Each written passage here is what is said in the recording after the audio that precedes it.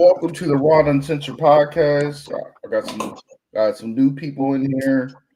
Let's start with them, man. I got my man Xander in here, and Dub. I see his content all the time on Instagram, man. Let the people know who y'all are, man.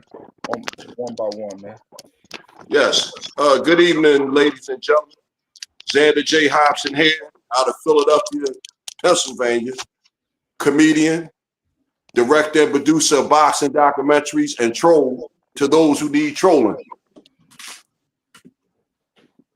Okay, Dubs, let the people know where you coming from. Dubs General. I'm out of Austin, Texas as of now.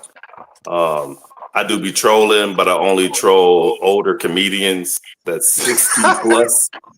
Okay. maybe 55 plus. So I'll be trolling too. Yeah, man. Just follow me on everything, man. I'll be out there. Okay. And we got some returning people, man. LA, let the people know what's going on with you, man. Yeah, I'm LA Josh Preston, comedian out of Roanoke, Virginia. I host the podcast every Tuesday and Thursday on Facebook Live, Twitch, and YouTube, 7:30 to 9:30 p.m. From 7 p.m. to 9 p.m. And pretty much, looks like I'm here also a regular on the Riyadh Uncensored as well. So it's very nice to be here, and I'm glad I'm not over 55 and over. That's why I guess I haven't been trolled yet by Dubs. Oh shit! And we got the Haitian in the house tonight, man. Mr. 505. He do 30 jobs. He change oils. He's youth pastor on the weekend. I don't know what other jobs this motherfucker got, man. He drive trucks. He fix fires. This nigga does everything, man. Let the people know what's going on with you, man. Man, I really can't stand you sometimes, but that's what's up, man. I am the Mr. 505. I currently am doing a series called the Naked True Comedy Series. I also run a show that is called Storytime with 505. I tell people all the time, I am your baby mama's favorite comic. I'm just a busy guy out here in Nashville, Tennessee, man, just trying to put on for the city. Oh, here you come with them sound effects. What? I heard the sound effects. What's up with it though? Man, there's a lot of shit going on, man. Okay. Let's start with the oldest news because I was gone for like a week, man. It's 4 years with Diddy, man. I wasn't expecting that, man. For transporting prostitutes. You know, everybody transports a couple women through state lines, man. I brought a couple chicks from Virginia to Maryland. Hey, speak for yourself. Hey. No. You brought them cross lines. I stay in state with my hoes. I don't know. So I'm the only one that did that. You're the only one. You're the only one confessing to doing it. Hey man, hey, I am. No. This is not Vlad TV, sir. What are you doing? Not at all. So you the only one flying out, people. You the only one getting I drove them. You know, I took 95. Yeah, you going straight to the jump. Yeah, past everything else. Past the county, straight to the jump. You know, I will admit, I think that was pretty job. I'm not nowhere am I trying to say that Diddy is a nice guy. That's not what I'm trying to say. But what I am saying is I don't like the idea of people selling their soul and compromising and then trying to go back and have buyer's regret. I think that was really job what they did with Diddy. All them people who dealt with him, I think they done so in good faith, looking to get something out of the deal. I think that was real job. I think, me personally, I believe that, considering he does not have much time left, let's just be clear with that. When you've done time before, that ain't no real time that he's got left. Now, my thing is this. You think about, you can't have double jeopardy no matter how you look at it. And all of the information is key. all of the information that this man stood tall in the paint and he kept all that information in. Just think about how valuable he is and how dangerous he is when he comes home. Because now he didn't took his lick. Everybody else didn't take theirs. He took his lick. Now think about all that information that he still has. That's a great point. Great point. All the video, they talk about all the videos that they got. But what about the ones they didn't get? They'll never get it all. What about the ones, them favorite ones? The ones that he couldn't have anybody to find. Now them favorite ones. Everybody got their favorite something that they had to the fullest. Just think about that. And the threats that he can make. At the end of the day, I see a lot of people saying what they want. Oh man, he like boys, whatever, man. There's a lot of niggas still come when he get out. They want to do business with him. Because you can't, even if he like that, watching his chick get banged out and glazed up. Motherfuckers, he know how to get to that bag, man. Hey, if Diddy call me and say right now, hey, I'm doing the coming home show, the bag is gonna be there. And I'm gonna tell him, hey, look, just send the flight, and I know everything gonna be all right on the back end. But no Diddy. Best place to say that, no Diddy. Yeah. But I'm sure the bag is gonna be proper for that coming home party. It's gonna be proper. I'm just not going to bring and they're gonna do the whole thing all over again. That's what that's what I thought was really job, because Diddy for most of all of his adult life, he has been the party guy, and that's the only thing he did was he was throwing parties. Now he was a shitty boyfriend, probably was a shitty boss, literally. But I tell you what, he paid well, man. And that's the only reason why the people. I mean, think about it. Nobody would have. Hey, we all regular guys. We can't get nobody to take that kind of crap off of us. So if it was all about money, man, everybody was trying to get something out of the deal. I barely got be quiet money, let alone let me come and stand in your face money. I mean, at the end of the day, let's be clear on this. Diddy was at the level of, I just want to rub cum on your nipple. That's what now I don't want to have relations with you. I just want to rub literal semen on you, on your nipples. Now, I'm reading the comments. He beat a lot of artists out of their money. No. Let's just be clear. He didn't beat nobody out their money. He didn't beat nobody. When you sign in contracts, you can either do it right or you can do it left. Ain't nobody beat you out of no money. You beat yourself. That's like going into a dice game and they got loaded dice. Yeah. It's called hustling and it's called gambling.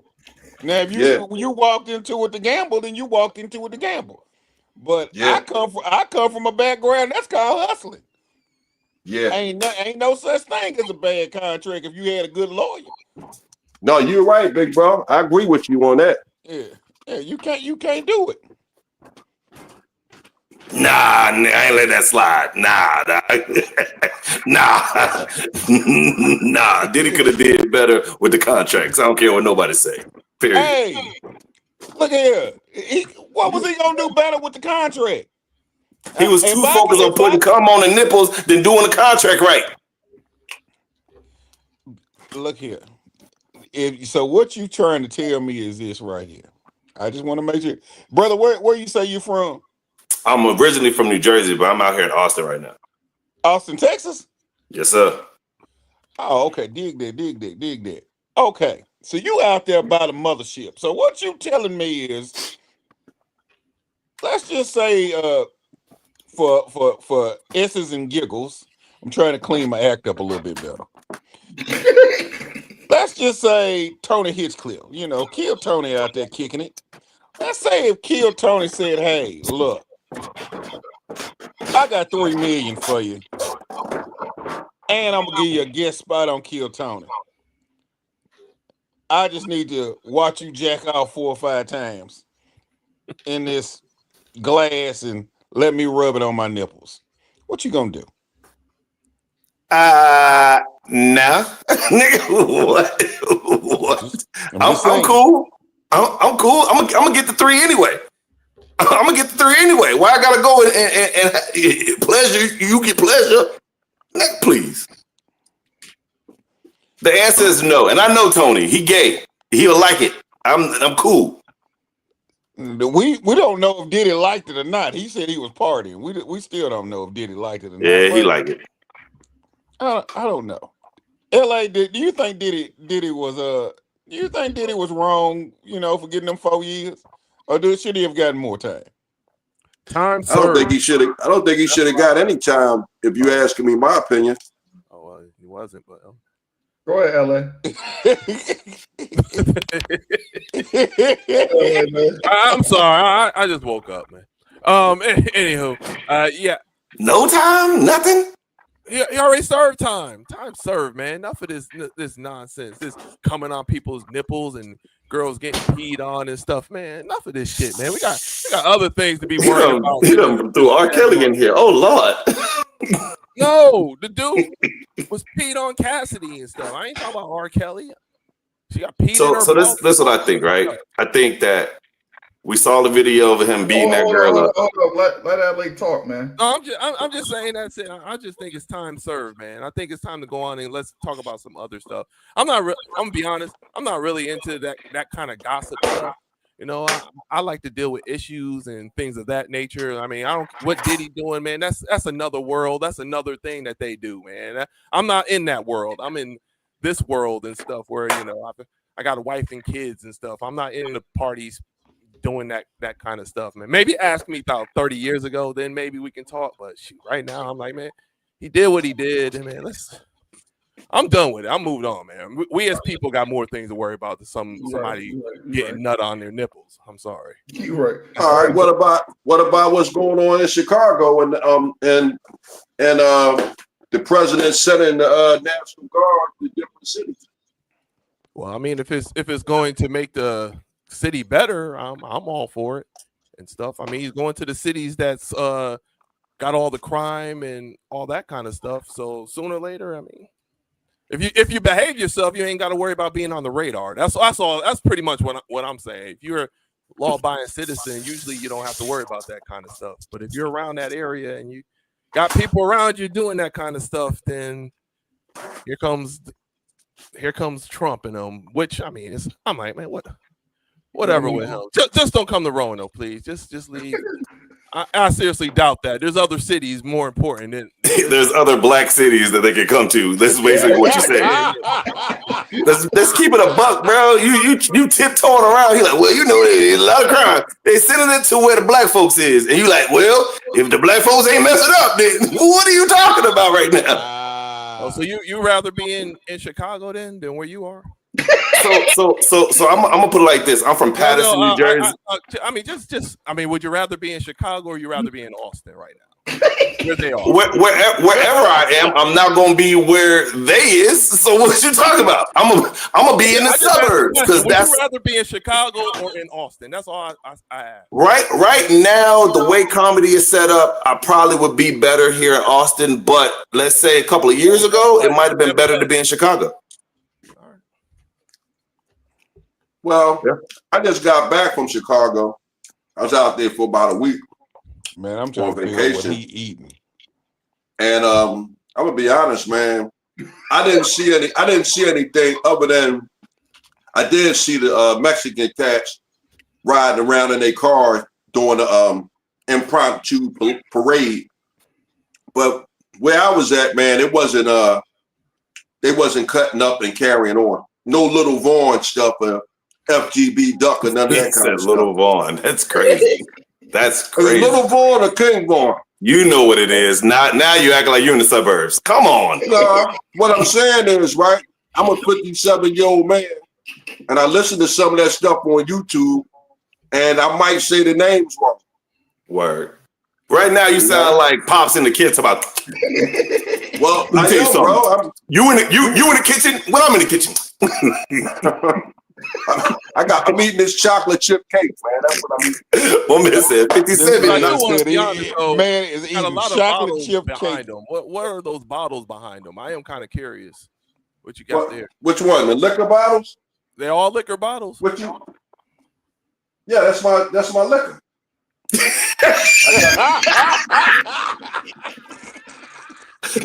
that's my liquor. Let me say, hold on. What do you want? That's what I got. Hilarious. Man, that man got $3,000 worth of liquor. No cabinet, no bar. Just that man has got a party time. Hey, you coming over here to party, baby? You know what it is. Why you was talking about Austin? I'll be watching your videos, man. You got a dope YouTube channel, man. How do you feel about what a lot of comedians like Mark Maron, what's his name, Mark Maron? Mark Maron. Yeah. And all the Andrew Santino and all the motherfuckers talking about Austin being Great question. I do videos on all of that stuff. So like Mark Maron's old. When you're old, you do old stuff, right? You get off my lawn, making all that racket. That's basically what Mark's doing as an older comedian to someone that's very successful, right? Like he had a podcast at one point that was doing really well, and then slowly but surely the old people started to die. And when his audience died, he was like, how do I make ruckus? I don't know. I'll go out the #1 and #2 shows on the internet. Right. And how did that work for him? Because his special was still a boo-boo. It was a boo-boo. And it was only old white people that watched it. So I feel like what Tony and Rogan are doing here in Austin are allowing individuals to get to that next level prematurely sometimes, right? There's some people that have been working extremely hard and actually get that opportunity, but you got some that one-hit wonder type of things. But name some other entity in comedy that's given opportunities like that. I'll wait. Yeah, it's not too many, man. It's not too many. American Got Talent. What's that? What's the other one? That's about it, right? American Got Talent and probably Kill Tony. That's it. I've been seeing what you call touring. He's been already to Baltimore. The Casey Rocket kid. Couple of them been through there. I know all of them cats, and the ones that are doing well apply themselves, and the ones that are not doing well don't apply themselves. You know what I mean? Shout out to Cam. He's on SNL. You know, that's a good move for him, man. It's a good move for comedy in general, because you can come from the internet and be only doing comedy 2 years to make it to SNL. That's a story, right? For other comics to be like, oh snap, that could be me. That shit real. That's real. That's definitely real. Yeah, I think the whole concept is like, it's very popular because people on the outside are like, Austin is not good, and then people in Austin are like, LA and New York is not good, and it's just causing controversy. And I'm just in the middle, pointing, saying, you old and you hack and you. I can't say that word on here, but you know. That shit real. I can't wait to, I'm gonna be out there in November, man. I can't wait to check out the mics out there, man. I'm checking it out. I'm gonna check it out. I've heard of this, the Kill Tony. But how many comedians out of all the comedians that appeared on there have semi-made it, or they're doing tours and stuff like that? I heard of what was it, the Lucas guy, David Lucas? Yep, I brought him to multiple shows, and we sold him Bad Boys Out. I brought him out to Tampa, Colorado, New York, and we sold every show out. Okay. And then Hans is on tour full time. What's the dude? He just got a golden ticket. Charlie Mack. He one of the homies. He took advantage of it and went on tour. Even like Ali McCloskey, she was on like maybe 5-10 years ago, and she's been touring ever since then too. So it's not like as of just late they've been doing that. They've been doing that since the beginning of the show. Okay. So the Tony Kill Tony was the one that got them popular, because Charlie Mack, I know Charlie Mack been doing comedy for years. I've seen him go over the country. He's right now, he was touring on overseas. Yeah, but now he's actually selling tickets. There's a difference.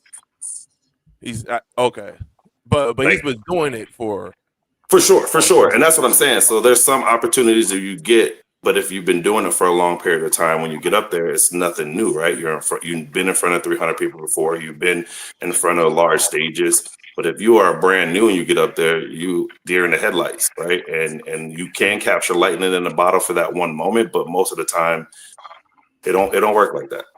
I see. So the experience. So if you got experience and you get on Kill Tony, there's a chance that you may make it, but you can't get on Kill Tony and then boom, you're a star. I will say anybody can do it at any given time because it's lightning in a bottle, right? If you get on there and Tony says something like you got a product and he like, I love your shirts, and he'd be like, where can we get those shirts?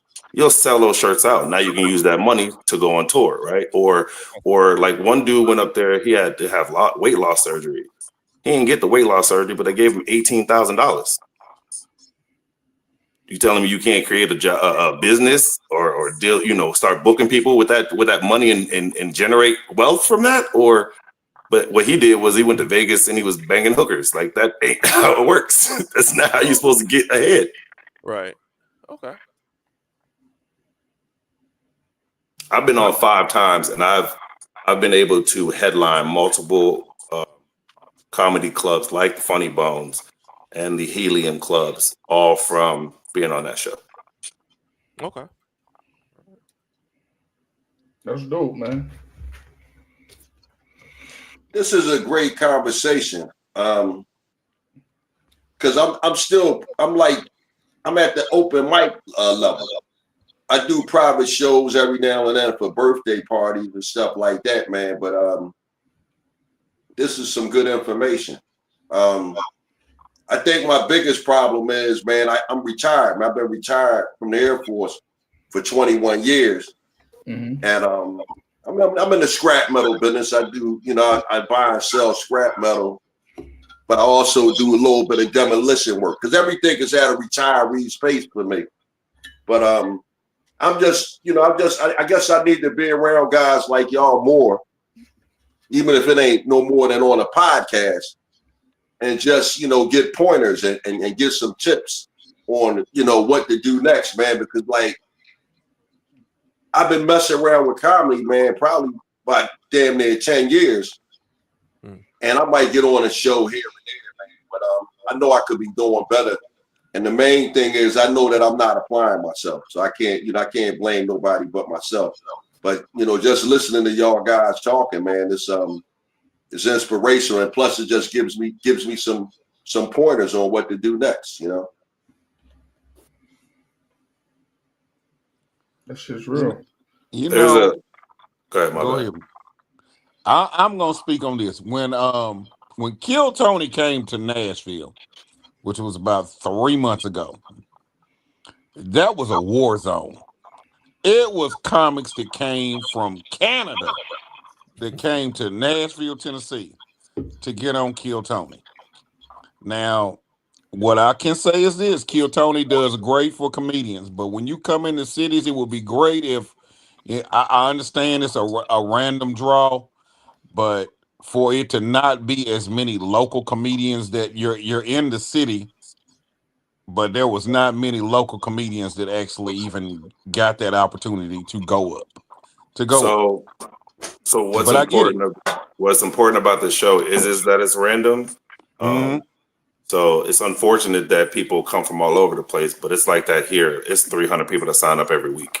And the guy who first gave me a mic was just there Monday, his first time, and he actually got on. Some last people get Monday. lucky. Some people get lucky. When I say, hey, he was the first person to give me a mic, literally, and I said kudos to him. I was like, hey, that's cool. But yeah, it's just so that random draw. I bet you it was at least 400 to 500 comics that were here. Easy. In Nashville. Easy. And since I don't want to cut this shit short, but Xander put he said some real damn, I need to stop leaving this fucking margarita alone. He said something, a good comment, right? About applying yourself. And I talked to Mr. 505. I talked to them niggas more than you might as well be Sally's how much we talk, man, during You the week. silly, bro.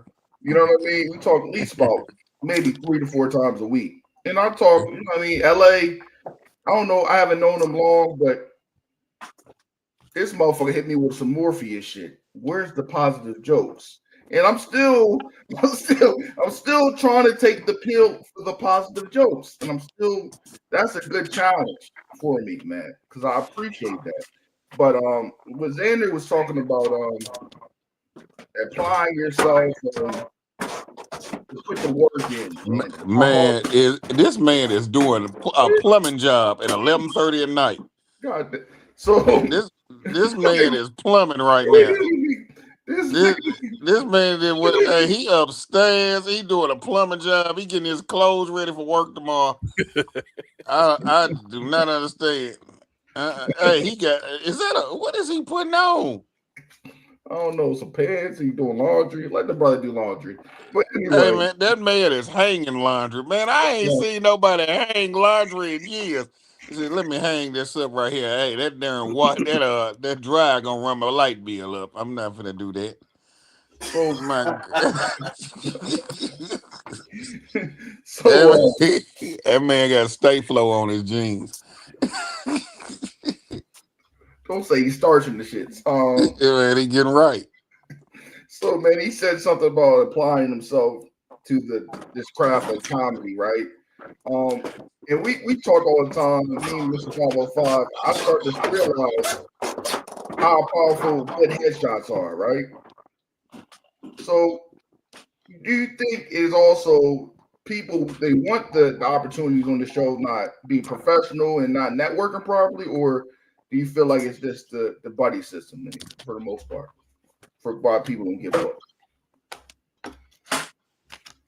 I'll tell y'all the truth. I'll let everybody else answer first, but I'll give y'all the real reason why. Go ahead, man. I'll let you go. Go ahead, Dubs. Go ahead. Because niggas don't ask. People think that they good enough to where somebody just gonna come and tap them on the shoulder and say, "Oh, I heard you was funny. You want to be on my show?" There's a million people that are funny, dog. Like, what separates you? What can you bring to a show, right? Other than just showing up and being funny, can you bring people? Do you shoot videos? Do you take pictures? Do you bark? Do you go out in front and try to bring people in? Like, what are you going to provide to add to a show other than I'm funny? Can you sell a ticket? Can you bring 3 to 5 people with you that will buy a ticket? And if you cannot bring 3 to 5 people, do you have any form of family that wants to see you? 3 to 5. 3 to 5 is optional. 3 to 5. Can you sell a ticket? This is what I've been dealing with this week. And right, me and Rod had this conversation. And this is what I was talking about, and I know this was an alley-oop, but don't worry about it. When do you look like a comedian that is worth $20 to $25 to me? When I look at you, do I want to give my hard-earned money to see you for $20 to $25? And it's really about $75 because it's gonna be a 2-drink minimum wherever we going. So when I look not funny enough, am I successful enough to be able to get $75 out of you for you and your gal? Because let's just be real, men don't go to comedy shows by themselves. So Correct. 75 of them things.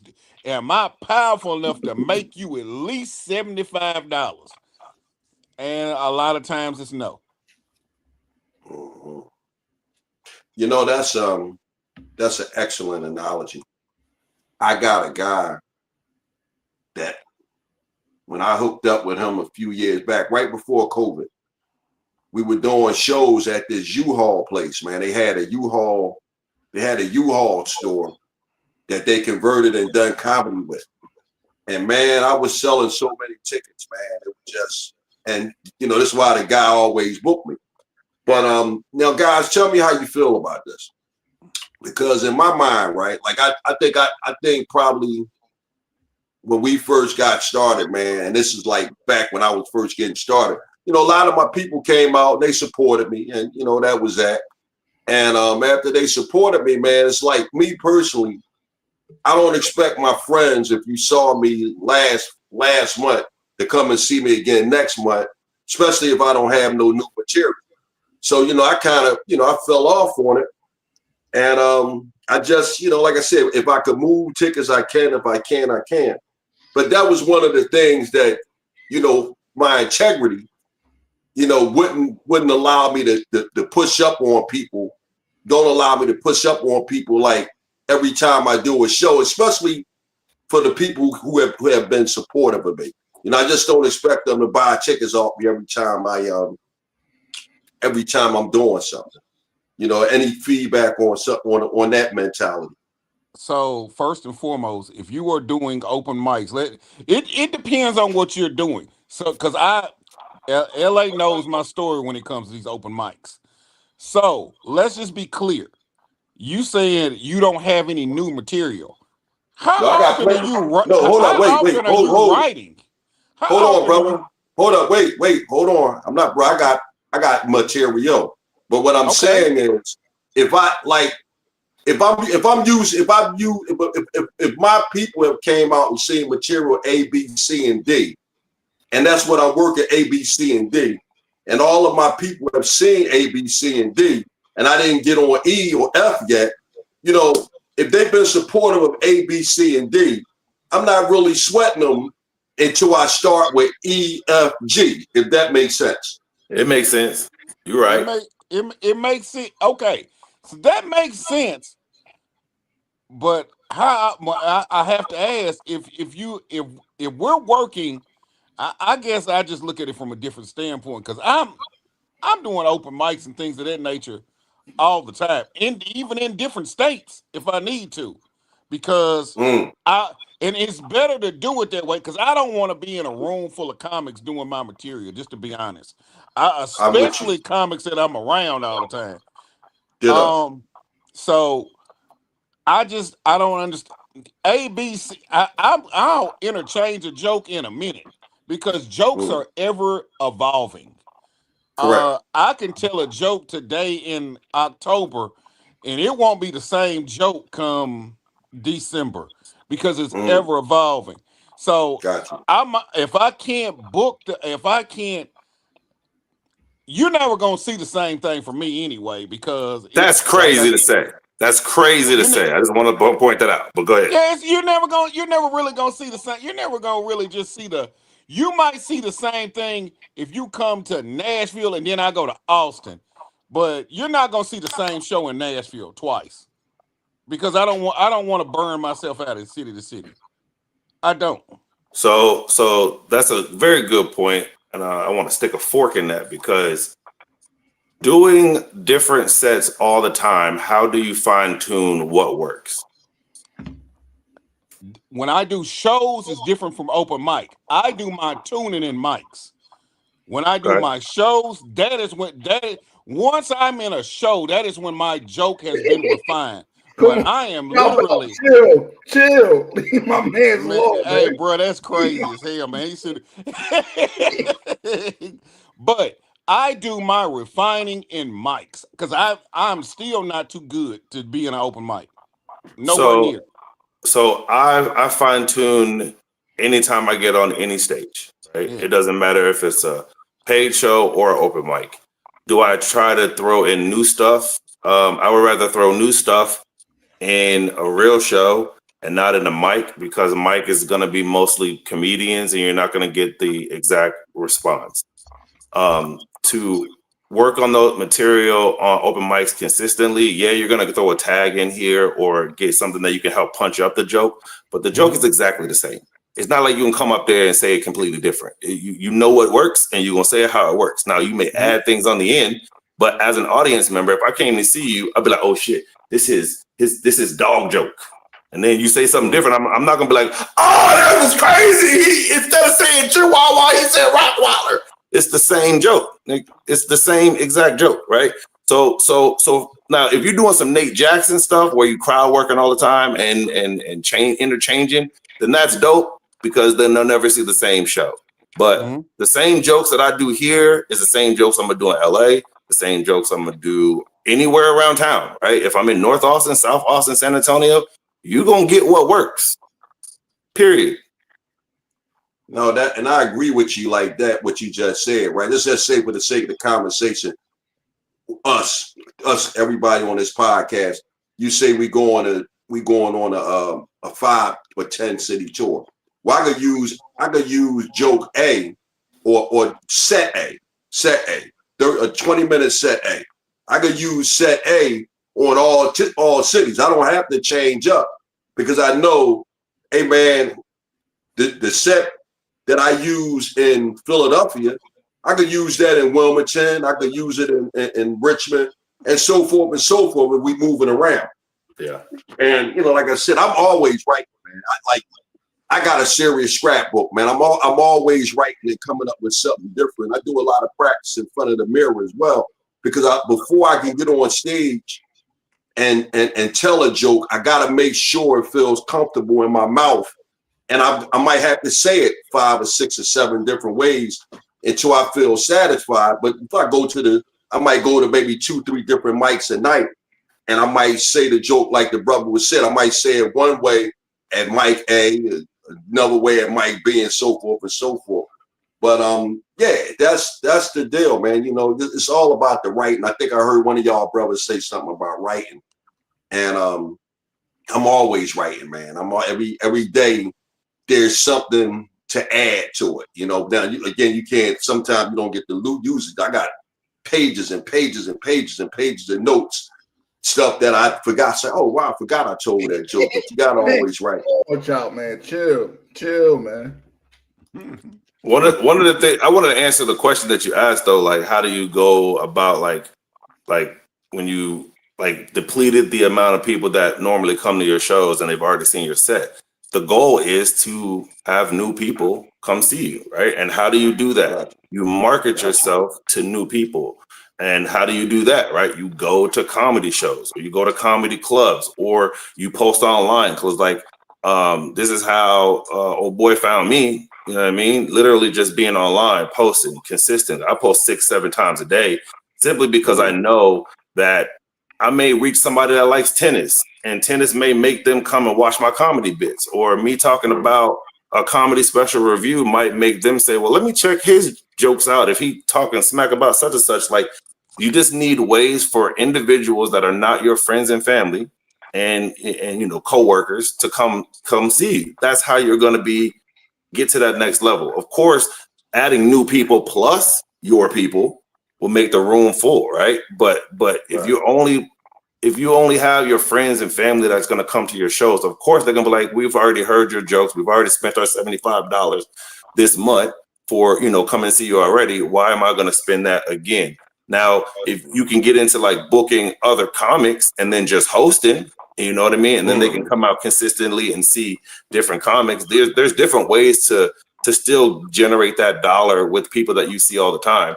But I think that the main focus is finding new people to come see you on a regular basis. And you know what I mean? I'm the type of person. I run into people at the liquor store. I'm like, yo, you know what I mean? I talk to somebody, man. Check out my YouTube. You know what I mean? Check out my my Instagram. Like I do these comedy competitions. I don't like doing these motherfuckers. I think they're a waste of time doing comedy competitions because they bring yours out. A couple times I paid for people to come into the show. You know what I mean? Just to make it look good. Oh man, I brought 5 people.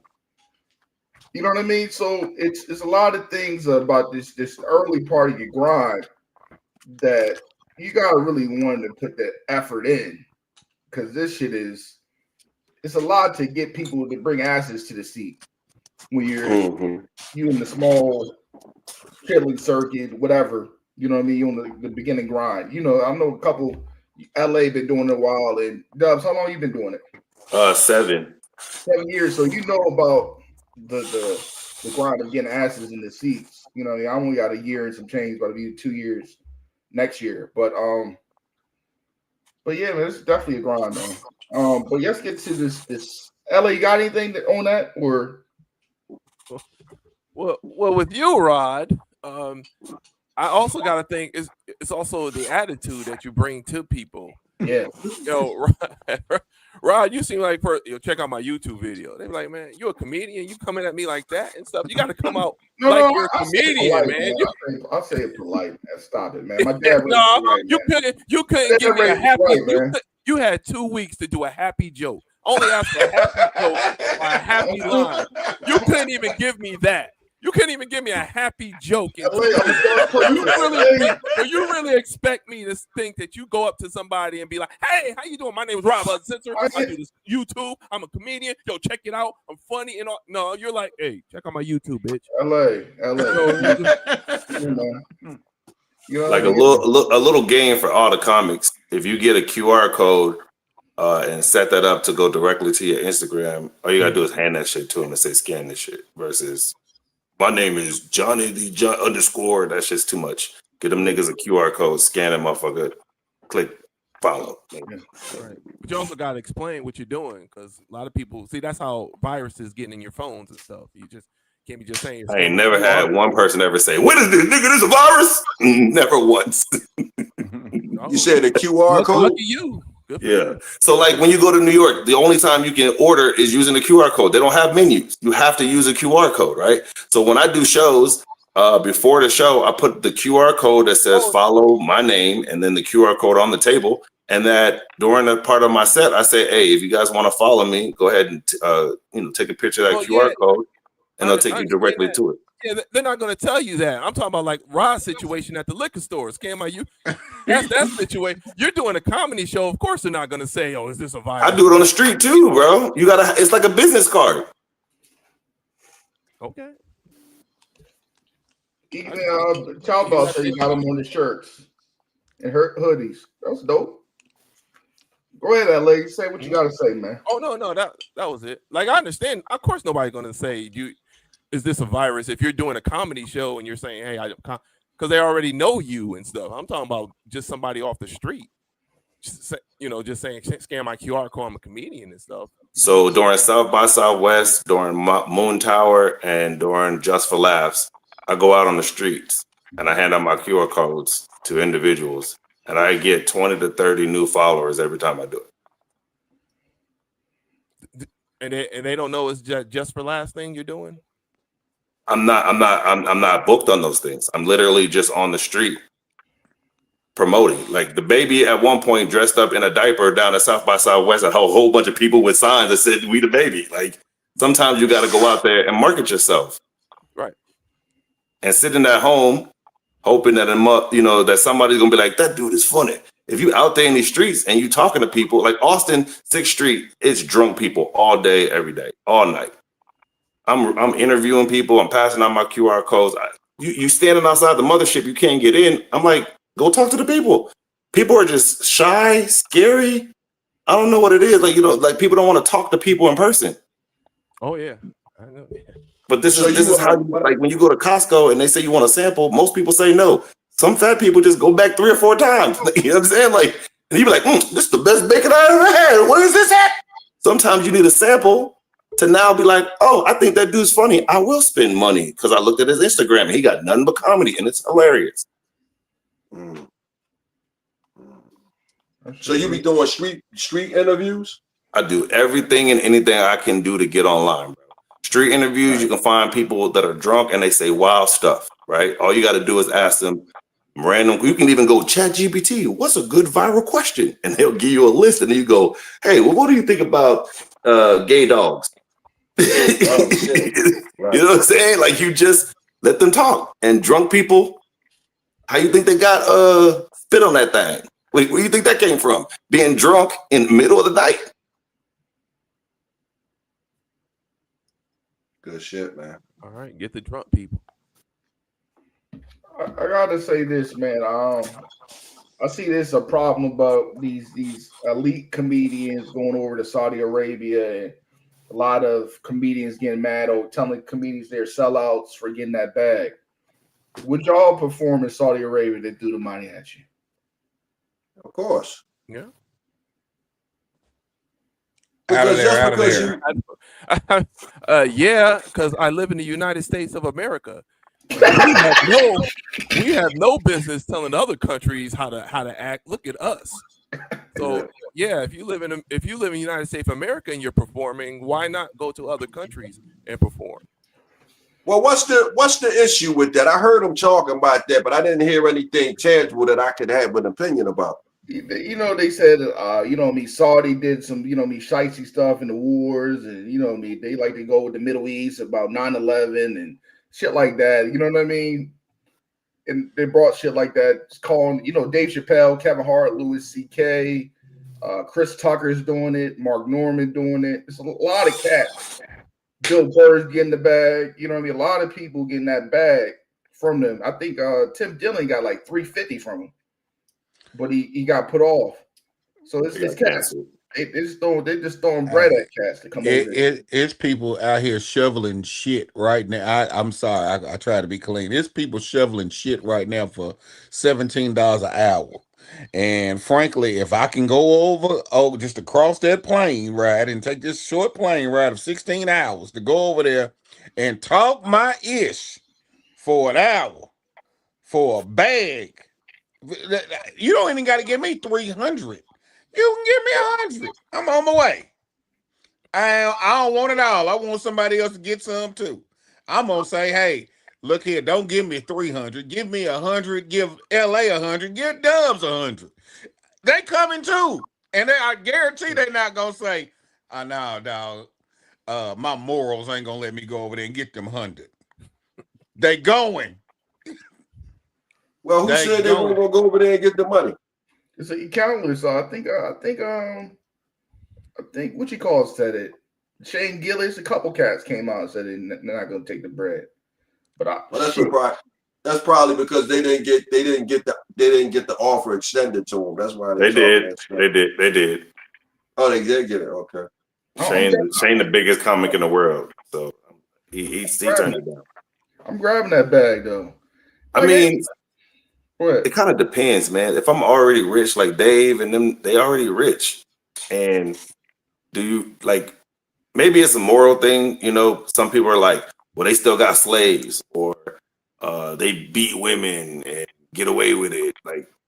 Like there's certain morals that people be like, I'm not touching, and then they decide not to go. Now I don't care if they beat whoever they beat, so I might just go. You know what I'm saying? But I know that I'll probably get myself in trouble over there because I'll try to talk the Sultan of SWAT. I'll say something wild to the king, or whatever his name is, and they off with my head. So I might have to just decline because I might say something. Well, you know what? I was just having that conversation with somebody, right? Because I extensively traveled the world, man. I used to not hang out there, but I used to have to go to various parts of the Middle East back before it was as popular. Qatar, Bahrain, Dubai, Fajaro. I've been to a lot of them places, man.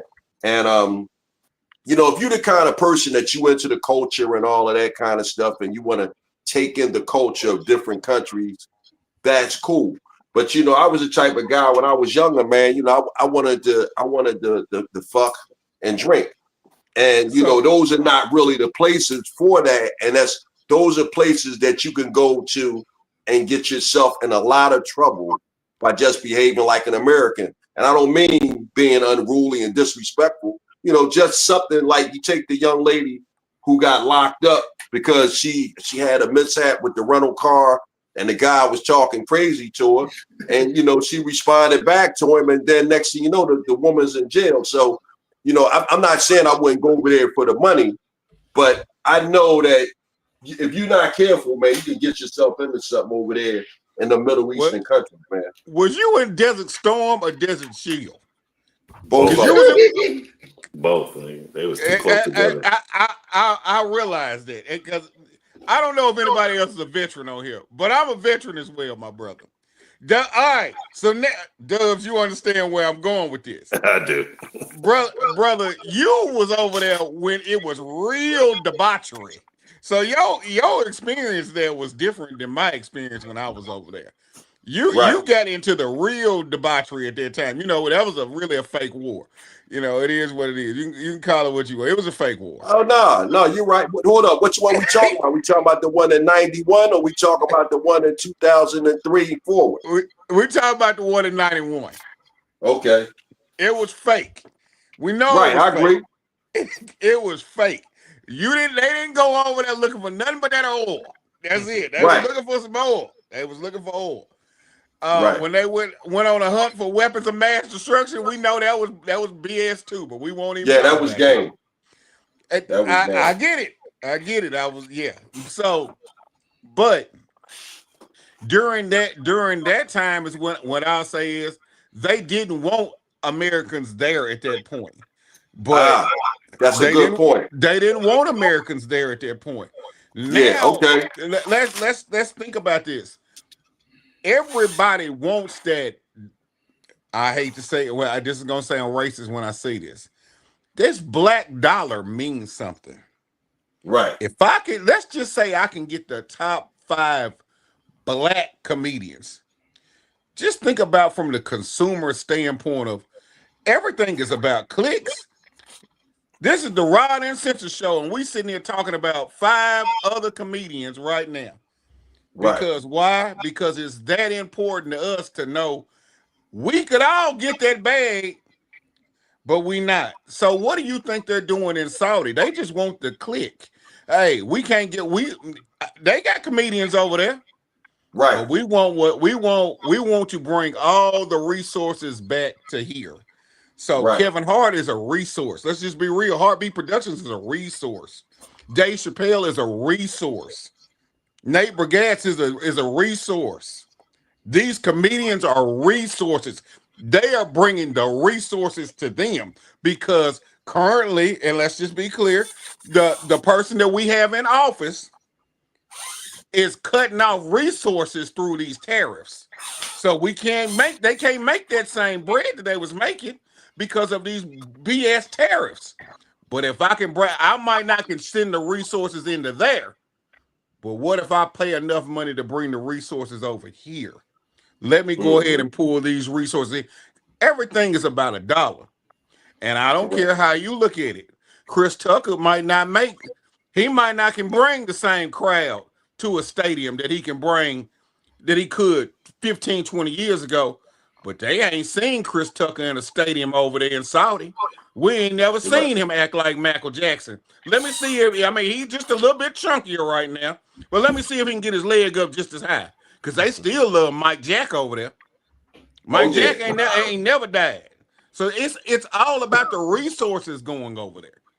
I'm not gonna give you no $5-10 million and I can't make back at least 60 to 70 off of you. Correct. Think about the streaming that's gonna happen because of that. Live from Saudi Arabia. Just think if Kevin Hart shoots a special live from Saudi Arabia. No, you're correct. You're correct. I personally think that the Saudi niggas, they don't care because they got so much money they could just throw it to the moon. They just basically was like, how about we buy you niggas? And they said, we going. And they doing that too. They doing that. Because they doing that with the sports and all of that. You know, they got, if you look at it, the dude, Turkey Island Sheik, he got the boxing on lockdown. And, you know, every time you look up, them guys, you know, they just gave Canelo and Terrence Crawford a total of maybe $200 million to watch them guys fight. That shit for real, man. I got to say this, man. When it comes to that bag and how much I'm getting paid now at my job, fly me over. You know what I mean? But let me ask you this: if you got $300 million in the bank and they say we're gonna give you 25 to come over there and tell some jokes, but you just can't say slave, you can't make fun of me, or you can't make fun of my queen. You going? I'm Sinbad. I'm being clean as a cool whistle. with my 300, and I'd be like, I'm all right. I'm being Sinbad. I'm saying, why the fraud across the street? I'm going all the way through the bag, man. I'm getting to this bag. Matter of fact, you get my baby mom to come over here so I don't be on child support no more. She'd be a good slave. You know what I mean? I'm just saying. Wow. Hey, man. You might as well just stay over there, man. Just stay over there, bro. Just get over there. Just stay. Just stay. You know what I mean? But let me stop, man. But I don't like when it comes to people. People say, man, every money we get, you know what I mean? If you work a 9 to 5, you don't know what your boss really saying in his mind. You know what I mean? So dirty money, some kind of way. From our you know what? And I'm with you with that, Rod. Just to tag that, right? Hey man, it's all about exchange of goods. You want me to come over here and tell jokes? I'm gonna tell jokes. I'm not trying to be your friend. I don't care what you think about me. This is business. I'm not coming. Now, it would be one thing if you had me coming over there doing it for free. I'm a slave.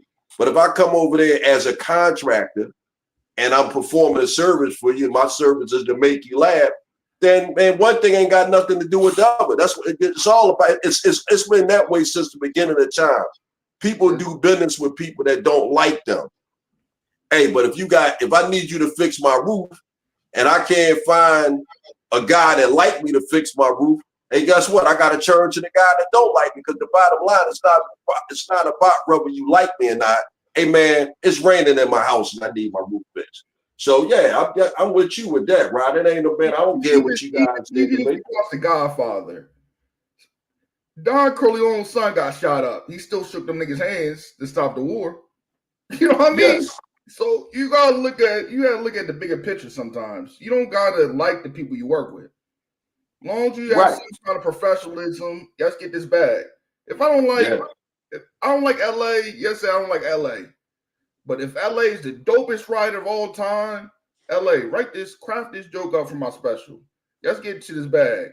You know what I mean? It's simple. You gotta get rid of the ego. Only if I can write a happy joke for you. That's the only time. Write a happy joke. You ain't gonna tell it. No. Hey, real quick, y'all guys out in Texas, man. Any of y'all guys know Benita Ward down in San Antonio? That'd be no. I know everybody in San Antonio. I ain't never heard that name before. Yeah, you know what? I was out San Antonio a few years ago. She put me on a show out there, and she's pretty funny comedian. Benita Ward is her name. Matter of fact, what branch Benita's a retired master sergeant, U.S. Army, man. Word. Yeah, she must not be doing comedy no more, because I know everybody in San Antonio that do comedy. Since we're asking about people, can I ask you? You know someone, Dubs? How crazy is Nikki Coleman? That's what I want to know. You know, all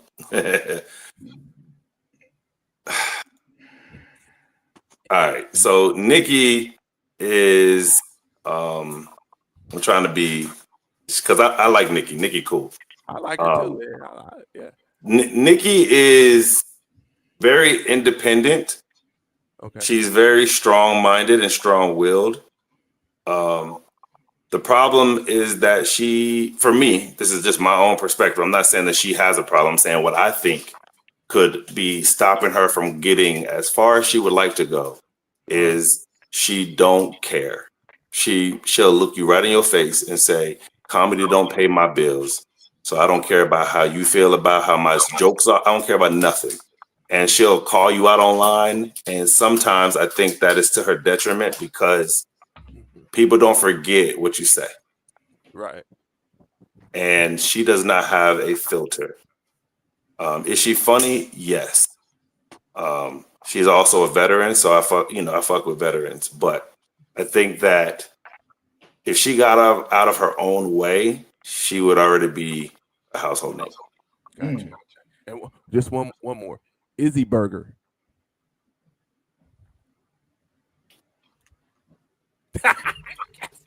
Damn. Thank you. And she's a sweetheart. I will say she's a sweetheart, but not my cup of tea. I don't, Got you. What you say the sister name is Nikki Coleman? Nikki Coleman, light skin, short, light skin, red bone.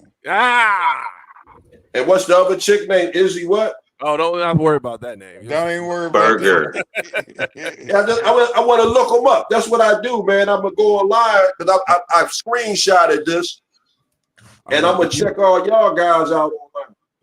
If y'all guys can be found. Same here, but That's what I'm if you saying. I have know contact everybody in Austin. I know everybody in San Antonio. So if you say somebody that's working, I know. Got you. LA, I gotta ask you a question, man. Well, Let's talk- if you ever talk to Izzy Burger, you never heard of my name. Okay, that's all I gotta say. All right, go ahead, Rob. I don't talk to her, but all right. Okay. Hey, man, she put that mohawk on you, didn't she?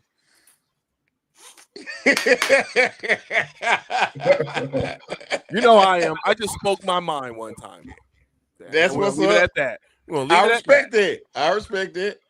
LA, so I got a question for you. Yes, sir. If you promoting the show, right? All right. And you want somebody to do a promo, right? Mhm. Right, for your show. Is it your job to reach out to the person about doing the promo? Yeah. Have you told them? I would ask Told them. them Hey, once. can Let's say you do told them once to do yeah, the promo. just say, hey, can you do a promo for me for this show? If they don't do it, well, that's this will be the only show that you do Damn. for me. I mean, you can't even promote. I don't know. I'm that type of comedian. I'm honored and blessed to be on a show because there are just too many comedians around here that you could have picked, and you picked me to be on your show. That's why you, Mr. 505, you picked Chow and I to be on your show to feature while you headlined it.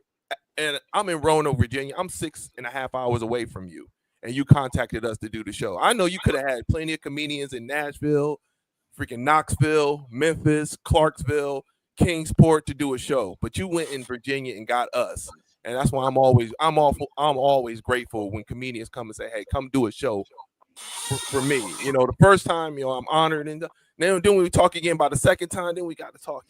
They come to see, they're ready to come see me now. I mean, what are we talking about? Let's sell some tickets now that they see me, and so when I go back to Nashville, they've seen us. It's like, yo, let's really sell some tickets now. But when this is I take an unorthodox approach because I don't do that gatekeeping junk. I don't do if I go into a situation and I produce a lot of my own shows with my own money, but if I get a budget, I'm gonna go to people that I believe that can help the brand. And let's just be. You might not be known in Nashville, but you are known enough on social media, and you have a you have a wonderful podcast. You have a wonderful following. You have subscribers that are joining daily. You're consistent, and you don't mind promoting. And promotion is almost just as much as being funny. Because if you can go ahead and help me promote this, I can make this look like it's the biggest production in the world because I got people that's pushing with me. We work together. Now, there's some people that I have booked, man, you can't even get them to send you a headshot. Man, just put my name on there. But make sure my deposit get there though. I got the deposit, man. I'm gonna send the headshot when I get it there. Just throw anything. At the end of the day, I want, just like I said earlier, I want to be to the point where I can sell. I know I'm worth $5. I can get $5 out of you. I know I can get $10 out of you. Let me become because at the end of the day, let's just be real. My brother Doug brought up Nate Jackson. So Nate Jackson was just here in Nashville 6 months ago. Nate Jackson was at the comedy club that we were talking about. Me and LA were talking about. He was at the comedy club. He sold the comedy club out for 3 days.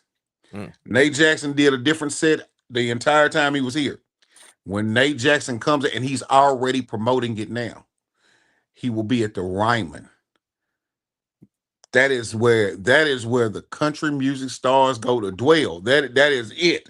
Now there was just a silent protest about Big Extra Plug performing in the Ryman, but we won't even discuss that. But just think about the fact of you got a younger black comedian that is going into that establishment because he is so large, the comedy club cannot hold him. And when you can look the comedy club in the face and say, hey, nah, I'm bigger than this. This is not the same bag. Yesterday's price ain't today's price. Mm. That is growth because he believed in himself and enough people believed in him. Why? Because Nate Jackson ain't from Nashville, but Nate Jackson has promoted himself to become that. And if we all work together and start promoting each other, then it ain't nothing but up from here, baby. I'm sitting there talking to a man down there in Austin, Texas right now. Guess what? No matter how you look at it, you can spin it any way you want to. Brother, you just did a podcast with Mr. 505. Baby, I'm down in Austin now. I'm down there. That's right. What I'll say to like the promoting part, right? Like it is a no-brainer as a comedian that if you are on a show that you should promote. Again, that's the part of getting those individuals that are not your friends and family to come to your show, right? Mm-hmm. It is imperative that you do it. I throw a monthly in San Antonio, and I give you a week. And if you don't promote, I normally say send me a clip. If not, I'm going to pick a clip, and you might not like the clip I pick. But if I don't receive a response for that week, you off the show. Oh.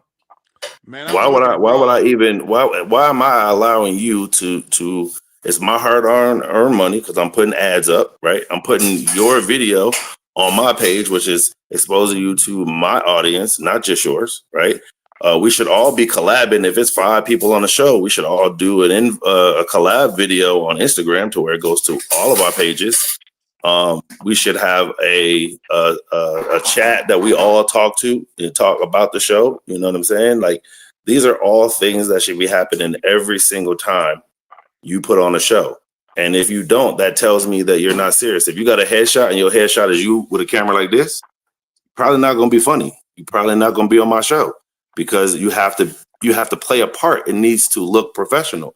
Now, to spend $50 to go get a headshot, it ain't gonna kill nobody. But a lot of people are like, well, I got this new iPhone. I don't care. I could tell you shot it on your wall, bruh. Like, can you go to the mall back in the day where you used to sit with your friend like this on the shoulder? Like, can you go get one of those pictures? I need a high definition picture. Like, all of these are important. And if you got all of that stuff together, then they'll book you more often than somebody that doesn't have that.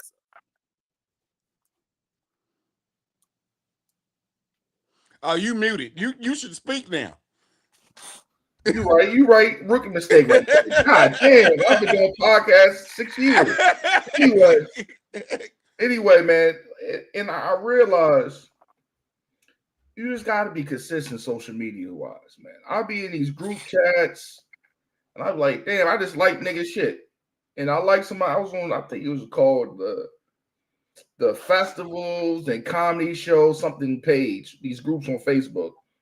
And I just like the photo. We like, yo, because it's somebody opened a new comedy show, comedy club in Parkville, Maryland. And I know the dude that's doing the booking in there. He's like, Rod, I'm gonna have you on. I just like the picture. You know what I mean? But he saw me in the chat just liking shit, bop, bop, bop. Like, oh, that's dope. You know what I mean? So you gotta just also, you gotta rub hands, you know what I mean? Pause. You gotta know how to keep it professional and don't get in that drama of shit. Who's the dopest? Oh, I don't fuck with Tim and all that bullshit. As long as you keep it just about business. Oh, I'm with the drama. Nah, I don't want to be in that shit. You know what I mean? And you know what I mean? You keep it like that. You keep it a bean and know how to network and talk to people. You can get on these shits. The white people, man, I'm telling you, the white, I don't know, man. The white people, man. Here we go. Oh, you're cool. Come on, girl. You know what I mean? There you go back to messing with that plumbing again. Going back up there to see if that darn plumbing glue didn't dry. Oh yeah. That man finna fry a bologna sandwich. He got that. He just took a skillet off it. He just took a skillet off the stove. He finna make a bologna sandwich. They put a tea kettle on there. He got a tea kettle. I better make me a So little you got spot one of of those too, man. better I'm make me a spot of tea and have me some Yeah, you know snickerdoodles. what? I was getting ready to go eat some more of that. I was gonna eat some more of that chocolate chip cake, but I said, you know what? I think I want some coffee. Oh shit. Man, If I see a big back TV, I'm out. Man, he got two. What do you mean one? He got two. He got two. Not the That wooden man TV. still got. Not the wooden He got a TV. flow model with a record player. No, I ain't got that. I've been got rid of that, man.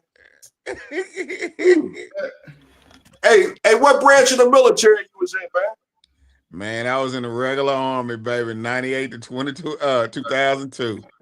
Oh, you was in 98. Okay, cool. Yeah, Yeah. man, I was in from 86 to Damn. 04. We know. Medically. Yeah, we know. I added that up earlier, bro. I added it up early. You didn't peep it. I misspelled my name before I miscount some change. Yeah. That's it. He said, I remember the Gettysburg Address. I don't know if y'all know. I was in there. When I went in, Reagan was in office, man. Yeah, Man. 86. I medically retired in 04. And man, I've been grooving ever since, man. I wish I would have knew about comedy. I wish I would have got into comedy when I first got out. That would have been I could have kept the momentum going of just being active. But you get in where you fit in. Like someone in a hibachi restaurant. God damn, JC. Man, My daughter's doing dishes. Forget you. Man. Hey man, is that a Windows? That's a Windows XP logo going on right now in the background. Yeah, Windows 10. There you go. Okay, that's what's up. Hey, Yeah, Windows 10, man. Is that an Atari 1800 next to it? Is that what hey man, I do got. Hey, you know what though? I do got an Atari, man. I ain't I got one. I haven't. You know what else I know? Come on, chop out. You know what else I got?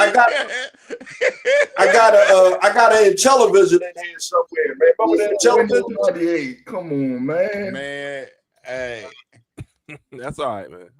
Man, that's crazy. What, the Atari or the television? Man, look here. The fact that you had to ask, that's where I was going. The fact that you had to ask me was funny. Yeah. I mean, Xander, I'm gonna tell you what, bro. You need to get booked on the show just to talk about your house, and I guarantee, bro, you getting booked everywhere. Yeah, I'm just sitting there. I got my television. Hold on. Yo, Mr. 505, this nigga got a joke. This old cat got a joke about Depends. You know what I mean? I'm not gonna do his bid because I love this bid, but he got a joke about wearing Depends, and that shit is funny, man. He got a lot of old cat jokes, man, but it's up to date. You know what I mean? He got a lot of.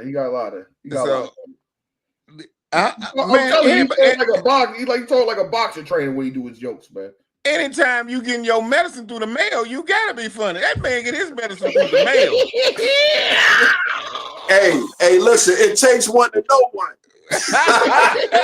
It takes one to know one. Hey, that man get his medicine through the mail. That man got blue pills coming in the mail like they bricks. I got the Cialises, man. Oh right. Man. Yeah. Hey, does your car horn go? Ooh? I got the regular car horns. He said my shit go. Hey, but listen. I'm gonna make y'all laugh, right? This is some real shit. I buy and sell scrap metal, man. So I'm really on some Red Fox, Fred Sanford stuff, man. Okay. And I've been doing some material on that. I got a bit that I do on scrap metal and how I got into the business, and you know how the Jew boys taught me the business. How long has everybody been doing comedy? That's a great question. I think I got about 10 in.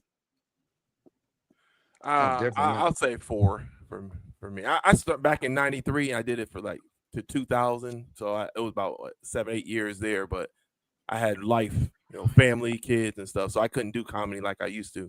But now they're getting older, they're growing and stuff. Now I'm back in it. I want to let you know that sounded like a smallest violin in the world because I'm a single dad of 2 children and I'm out here in these streets. Like,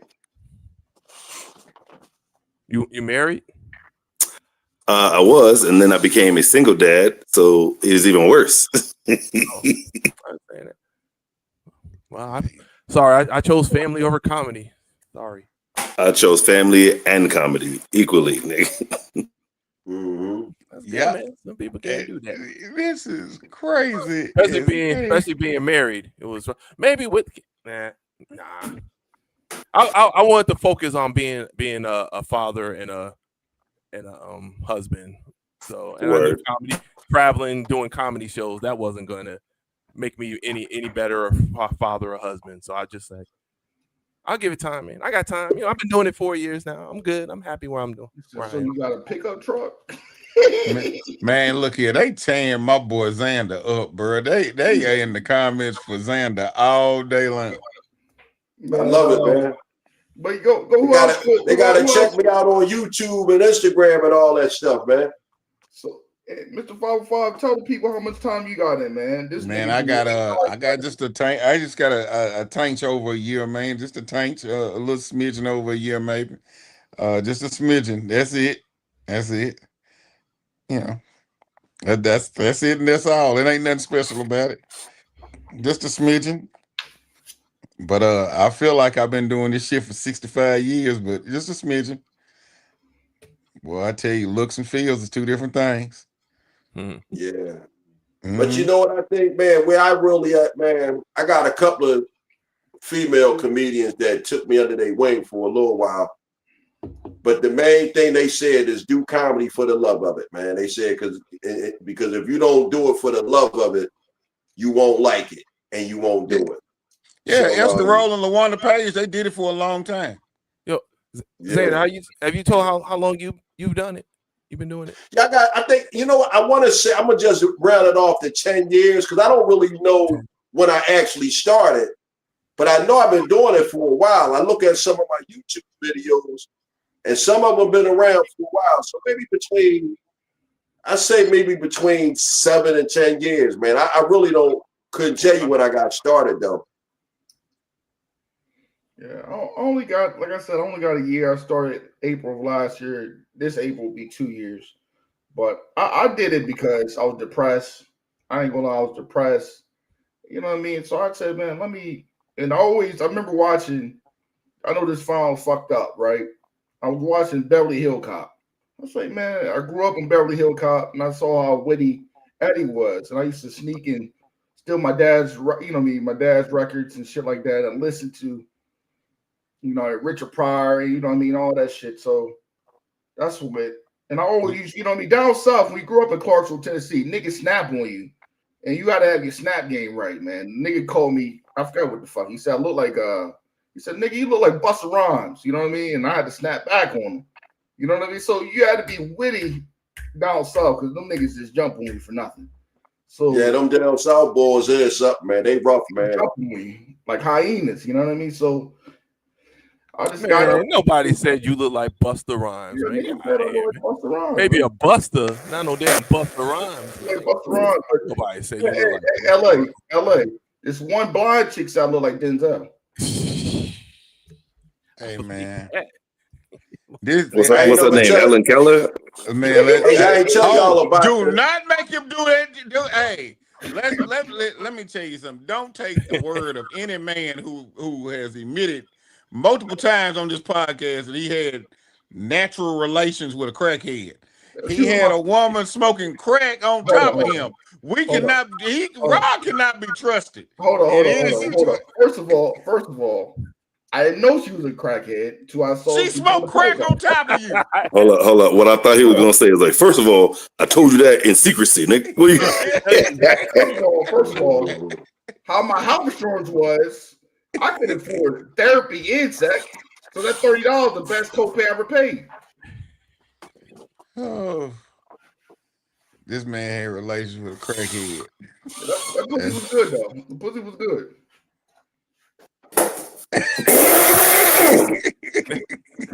Next thing you know, she's gonna say she was faithful too. She did drop the pipe on me though. That's the only thing. Hey, she didn't do it. She didn't smoke it in front of me, because she had respect for me, what I had going on. Respectable crackhead. Okay. Hey, she ain't like she might do it, but she don't do it all the time around me.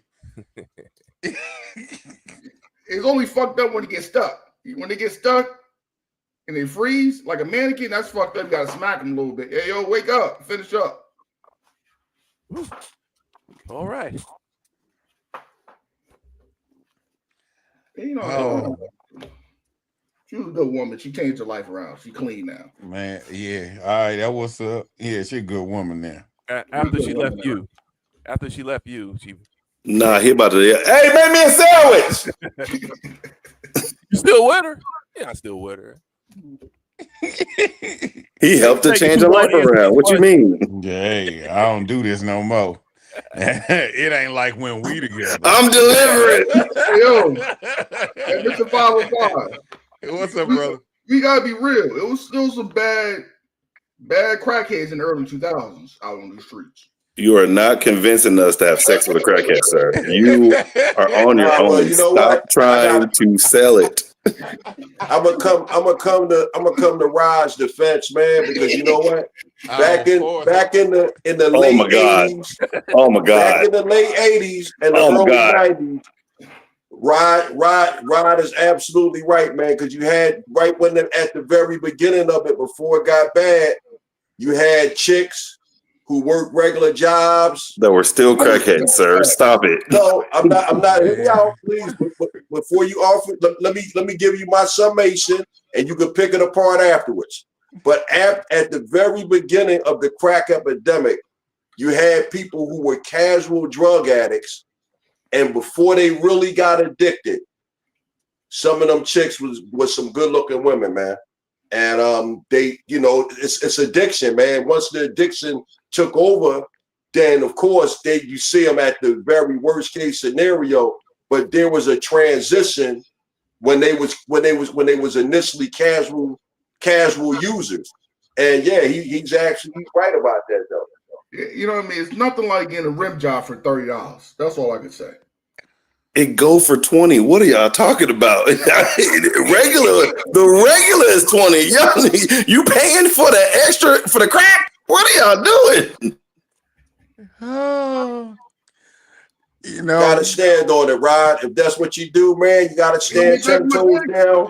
Hey, LA, you and Rod both have heard me say this on stage. See, these jokes right here, they write themselves. I didn't go to write this joke. This joke wrote itself. That's it. Now, Xander, I'm gonna say this, brother. You have defended your age bracket. You have defended your generation. You done that. You stood tall in the paint and let it know, hey, I ain't trying to hear nothing, y'all. Back in '89, Darlene, shit, bad motherfucker, freebasing as it what it was. She was, hey, Darlene, Sophia, still bad. Monster. 12 kids, 6 baby daddies. That's just real, man. Like, yeah, I'm a free person. I used to dabble in some things that I had no business dabbling in, man. So, you know, I've seen people go from bad to worse, man. And you know, that's one of them things. If I could take that part of my experience back, I wouldn't have done it, because it hurt our people, man. But you know, it was what it was. But you seen people go from, you know, being upstanding, productive citizens, you know what, to being, it makes sense now. Crack addicted, man. And I understand why you had some crack vagina now. Now it makes sense, sir. Okay, I get it. Okay, I concur. It's okay. There's nothing wrong with it. I mean, it's great to experience life, man. It's great to experience life, man. I had a couple joints in a wheelchair with beautiful women, man. There's nothing wrong with a woman in a wheelchair. This is the only time we've ever seen Rod smile on the show. That's when he talks about having relations with a crackhead. Yeah, man, it was a nice thing, man. She built my confidence up. There's your positivity from Rod, LA. There it is. Rod's my guy, man. That's my brother, man. Man, he'll work out at the same open mic, man. So that's my guy, man. I gotta come to his defense, man. But he said back at the open mic, that's where we ran trains on crackheads. Yo, Dave, I ain't running no train on nobody. I'm running the train. Hey, what kind of coffee? What kind of coffee y'all guys drink? Not crack, I'll tell you that. Minus the crack. I like a chai tea. I drink a regular coffee. It don't matter. Yeah, I'm the same way. I drink coffee every day, though. I drink coffee every day. I do not. What you drink? Water. The essential H2O. I love coffee in the morning. It's like it's like a bump. No pun intended. Hey, man, but you know what I mean? Have y'all ever went to AA? Anybody ever been to AA? Oh yeah. Yeah, I went to AA. When my daddy got out of prison, I had to go to them AA meetings with him because we didn't. The babysitters was not available. That's great. That's great dating too, right there too. You can find a good one. There's a lot of good material at the AA meetings. You know, you look like the type of guy that goes to a AA or NA meeting and going in knowing you got a pocket full of good dope in your pocket.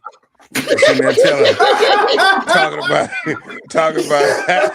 how Pedro got them dimes going for 9.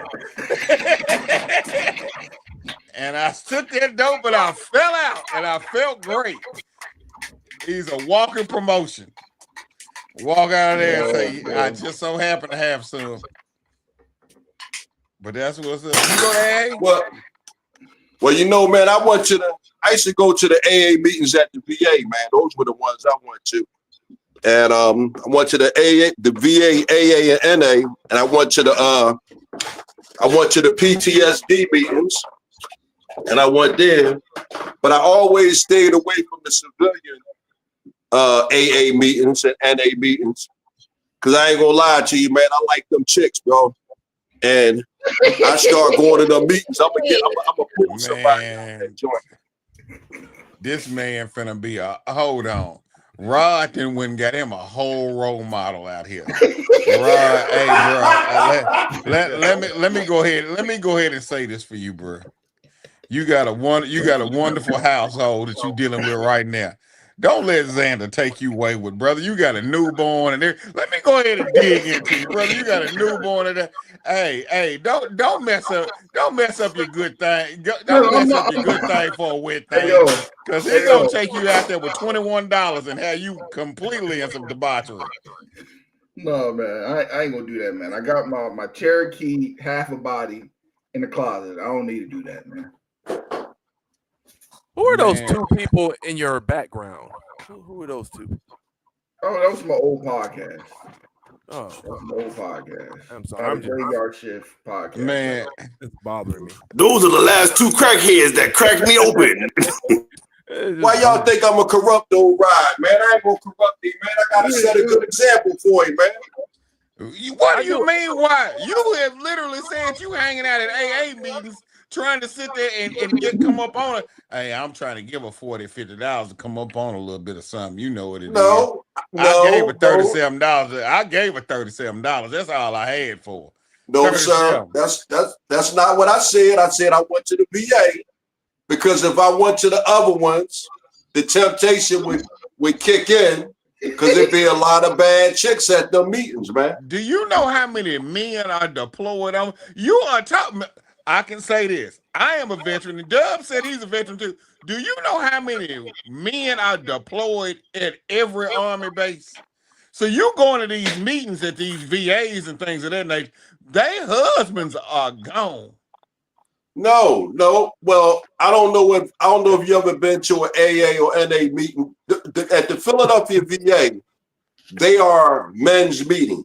I've never seen a female at a Philadelphia VA meeting or PTSD meeting. They don't. I don't know why they don't mix them together, but they don't mix men and women at the Philadelphia VA meetings, at the AA and NA meetings.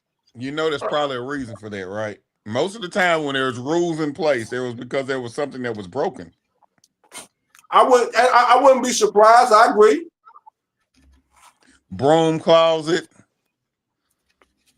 Yeah, man. You know how it is around the military base, man. Shit, men and women like each other, man. I got a question for you, man. Man, nigga drinking. How long did it take you to get over the jitters? Do you get the jitters still? Who's that for? I'm talking to you, LA. You get the jitters sometimes? Heck yeah, all the time, man. I always get nervous when I'm on stage. It's just once I get on there, I'm fine. I always tell people there's two sides. There's the comedian side, and that starts when I'm on that stage, and then when I get off that stage, it's LA. It's me. It's me. I'm calm. I don't even want to hear any. I don't even want to crack any more jokes after I've done my show. I just want to sit back, relax, and let all the comedians do their thing. Because I'm really, I guess, a straightforward person and stuff. I'll be honest. I really don't joke that much. It's only when I'm like on a podcast like this or doing a comedy shows when I'm actually joking around. But outside of that, man, I'm a very serious person. So, you know, Mr. But yes, I do get jitters. He be sweating like he's on Molly, man. He be sweating like he's on Molly, playing the piano at his shows, man. You look like Jared Levert playing the piano on the stage. I know that. Well, you know, I'm gonna take that as a compliment. Yes, when I do sweat depending on if I'm on stage. Number one, if you on stage for 30 to 45 minutes and them hot ass lights don't get to you, something wrong with you. You probably do drugs. But when I'm on that stage for 30 to 45 minutes, yeah, I sweat a little bit because I'm animated. It'll be different. I'm an animated comic. I am all over the place. I'm not a stand in the pocket comedian. Maybe I need to work on that a little bit more, but I am going to be from corner to corner of that stage because I'm engaging. I want to work the crowd. I want everybody to get their $25 that they paid. You are going to leave and say, "Hey, I remember that part." If nothing else, I remember that nigga was sweating like a motherfucker. That nigga was sweating like a hooker in church. If nothing else, you remember that. So yeah, but I get the jitters. Yes, I get the jitters. I'm not sweating from the jitters, but boy, my stomach might start rumbling and grumbling. You never know. I might have to. But hey, it is what it is. Yes, I get the jitters still though. What about you, Dog? Only on big events. If there's something that's going to be televised, something that I know going to go online and a lot of people are going to see it. Like I did America's Got Talent, that was nerve-wracking. Kill Tony, every time I go in there, it's nerve-wracking. Like performing for Bob Sumner, that was very nerve-wracking. So like when it comes to like something that big can happen after it, yeah, I'm definitely have the jitters. But like going like this weekend, I'm opening like featuring for Rodney Perry. I'm not nervous at all. And when the time comes, me getting off stage, I'm not gonna be nervous at all. Do you look over notes before you go on, or you just how do you set your shit up for shows? Like just being ready to like for like pre-ritual or something like that. You mean? Yeah. What you do? Sit in the green room today. Say you up next. You don't look over notes, listen to notes, nothing. Nah, I kind of know my set back and forth and back at this point. That's the part of like doing the set continuously, right? Now you know they're like, okay, you got 20 minutes. You know, okay, I got these 4 jokes, and these 4 jokes is gonna cover that 20. Or I'm gonna do 2 jokes, and that's probably gonna be 15. And now I gotta play around with the crowd because sometimes you gotta you have to factor in like laughter. You think, oh, my set is gonna be 5 minutes, but you're talking about the words, not the reaction from the crowd. What if you get a really big pop and that laugh lasts 30 seconds, right? You done lost 30 seconds of your set. So if you know, like if I get a 5-minute set on anything, I know exactly what I'm going to because I know it's going to be punchline, punchline, punchline, thank you and good night. Now 10 minutes is going to be a little bit different, but I know bullet points, right? So I know like my first opener is talking about my daughter. My second joke is about my son. My third joke is about my daughter. And then the closer is about what people are afraid of. So I know this set verbatim, right? Now, do I like how LA would say, not Mr. 305 or Mr. 505. He was like, sometimes it changes over time. So yeah, at some point when like I do 4 shows in one weekend, like I can find something that worked that I never knew worked before within that set, right? And now I can incorporate that in the other shows. And now moving forward, that is going to be in there. But for the most part, like you just got to have your bullet points. And once you have your bullet points, you know what jokes and how long it's going to take. And you can shorten it or long. It's just, it's timing, bro. It's so much outside of just being funny. The being funny part is, I think a lot of people can do that. But when it comes to being technical, to know you got 5 minutes, and that means 5. That don't mean 5:05 or 4:49. Like you want to be able to get off at 5. Sometimes you get off earlier than 5, right? Like I've heard OGs say, if you killing and you at 3 minutes, nigga, leave. You know what I'm saying? Like if you can't top what you just got, get up out of there. So it kind of is in the moment, depending on how, because there's sometimes where you'll be doing 5 and you be like, where the light? Nigga, they ain't light me. And they like, keep going, nigga, you killing, keep going. So sometimes you just got to be prepared to be ready for anything at that point. And sometimes I think they got to position themselves a little bit better. The person, the host, sometimes you can't see the light. I feel like you got to position yourself properly the way the light. I mean, when you see a nigga in the back doing this, well, hold on, let me turn this on. If you see somebody in the back and they... No, I'm not saying that. I see it, but I'm like this. You know what I mean? But yeah, I feel like, you know what I mean? And like, I think you said something too, man. I want to tap onto that shit too you had on your podcast. I saw you go live. You were talking about the hosts, right? And we talk about this on the regular on the show every Sunday about the hosts doing the host job.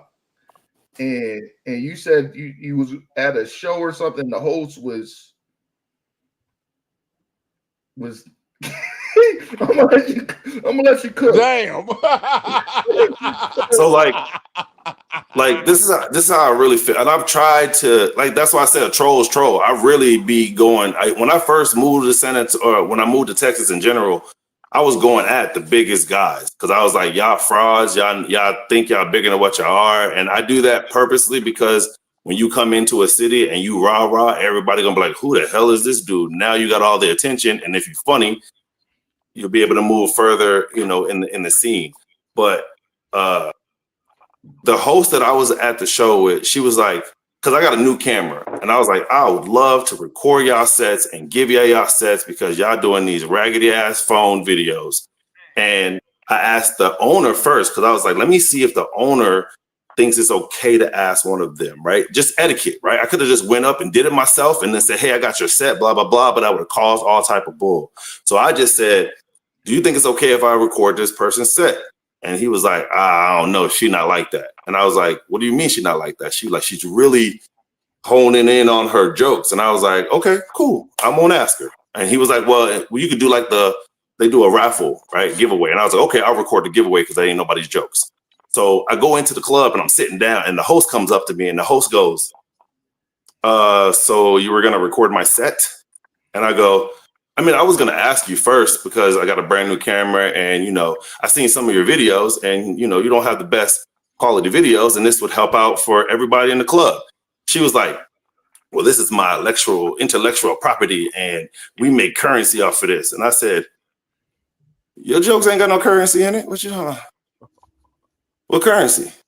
And she went up there and she told jokes. And then when she got off, I said, yep, no currency. I don't know what you holding on to those jokes for. Don't nobody care about them jokes. And she was like, how dare you say those things? I said, the other comics want to tell you too. They just don't have the balls. I said, I don't think you're funny. I don't even know why you here talking about intellectual property. I said, nobody gonna steal those trash ass jokes. Who wants to steal elementary jokes? And she was not happy about it. But I said, I'm the type of person that if you ask me, how did you like my set? And I don't like it, I'm going to say, I didn't like it. And they're going to go, how dare you? And I'm saying, how dare you ask, bitch? So she goes up there and she's telling jokes. And before she got up there, right, because I'm cool with the Sound Girl, because that's my favorite club. Upstage Comedy Lounge is the all-black comedy club in San Antonio. So I'm real cool with the owner. We brought David out and sold it out. And ever since I sold it out, we've been cool, right? She comes up to the sound lady and she goes, I think my mic was a little low. And the sound person was like, nah, I think it was right. And she was like, nah, I think it was low. And then the girl walks off and the sound lady said, because they wasn't laughing at your jokes, that shit was loud enough. If you up there and you not, like, you're supposed to set the tone. You're supposed to reset the plate if somebody didn't do well. You're supposed to keep them engaged. Getting up there and telling white women jokes about how you are Mexican, but you married a white dude so you can get generational wealth. I'm like, that's not funny. Where is the joke? And sometimes we have to hold our tongue and not talk about, that's why when you was like, what about Nikki Coleman? I was like, let me be clear on how I say this, right? Because I want to be fair and not, like, if you suck, I would have just, you see, we said Izzy Berg, I said, the other person, I was like, well, because like I really love comedy. And if you are new, right, I give you grace because you're new, right? You still have some learning to do. But if you 7 years in, 8 years, 10 years in, and you still doing open mic, hang it up. Yeah, somebody trying to fuck. But do you think it's their job? I get my shit punched up. Some shit I have trouble with. I'm cool with being even Richard Pryor got his shit punched out. You know what I mean? So I'm not. If I need help, I'm gonna ask for help. Oh, If I need help, I'm gonna ask for the help. But do you feel like you're in the scene of Austin right now, right? So what is your thoughts about the shock humor going on out there? Do you think some shit? Okay, that's a great question too. I think that Def Jam was big because of shock value. Yeah, I agree. So all of a sudden now shock value is too much for people. I think it's the exact same thing. I think that it's because it's race based and not just, cursing.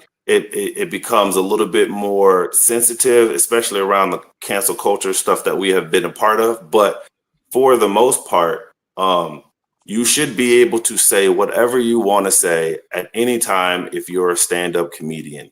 Do you have consequences for those things? Absolutely. But I think that those that are willing to push the envelope or be willing to lose money or to stand alone and be one of the first, you become immortalized, right? Chappelle left, I left $50 million. That's all people say. They don't care about nothing else. It's $50 million. And people go, damn, that's a lot of money. So when you do certain things before it's popular, that bodes well for you. So Brian Holtzman is an old white comedian. He yells and screams. He has this whole portion of videos that he posts of people leaving his shows. And they ask them, why did you leave? And they was like, abortion or and they clown those people because his whole thing is I'm on stage trying to make you laugh and you are so in your head that you are frustrated about what I'm saying that you'll get up and you'll leave. And he goes, I'm gonna make you an example then. If you're gonna leave, we're gonna videotape your dumb ass. And we're gonna ask you why. And most people don't have an excuse. Or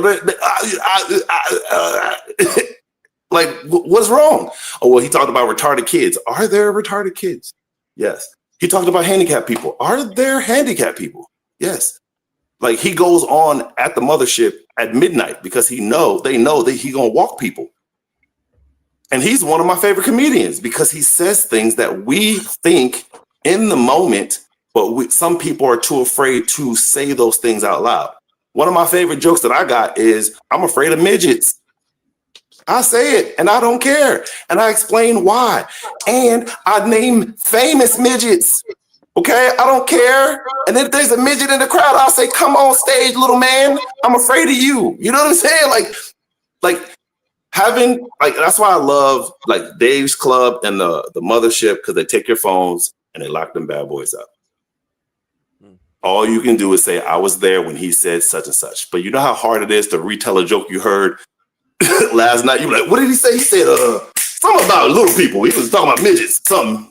He said they got big heads. Like, that's all you can do is try to reenact it versus having those cameras. So I do love the freedom of speech things, but of course there are going to be consequences of what you got to say. Hey, what's that guy's name you said? The guy? Brian Holtzman. He done did 3 specials, all of them, no money cost because he did it with the security cameras in the clubs. He did one at the mothership, one at the Comedy Store, and the other one he did as a record called Miami Blues. What's his last name? Holtzman, Hotlzman. You know what I mean? I really do. Too, I believe everybody should be able to say what they want to, but you know what I mean? I feel they use a double-edged sword. Like you said, whatever action is a reaction. And you got to do that reaction. So my job, I'm an IT technician, and my manager, or like my manager, but the owner is an Asian person. I got on Kill Tony. When I got on Kill Tony, they were making fun of Asian people. Do you think I engaged? I sat there like this. My kid's Asian. They gonna hate this. like, what do I look like being like, and they can't drive? Like that ain't gonna work well for me, right? So sometimes you gotta be able to know when to say it and when not to say it. Mm-hmm. That's just real. That's real. And one thing too, because for any of y'all, if y'all watch Hot Breath Podcast, and it's just hot breath, like stanky breath podcast, they interview all the comics that you could think of and all the questions that you can ever have in comedy. Somebody in there's answered it.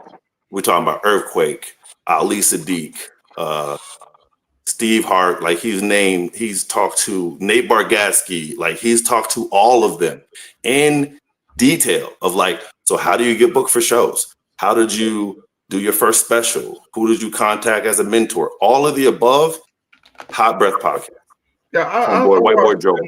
Yeah, I watch him, and what's the guy named Yogi, whatever his name is. Yeah, but yeah. Oh, not Yoshi. Y'all seen the special? Oh man, come on, man.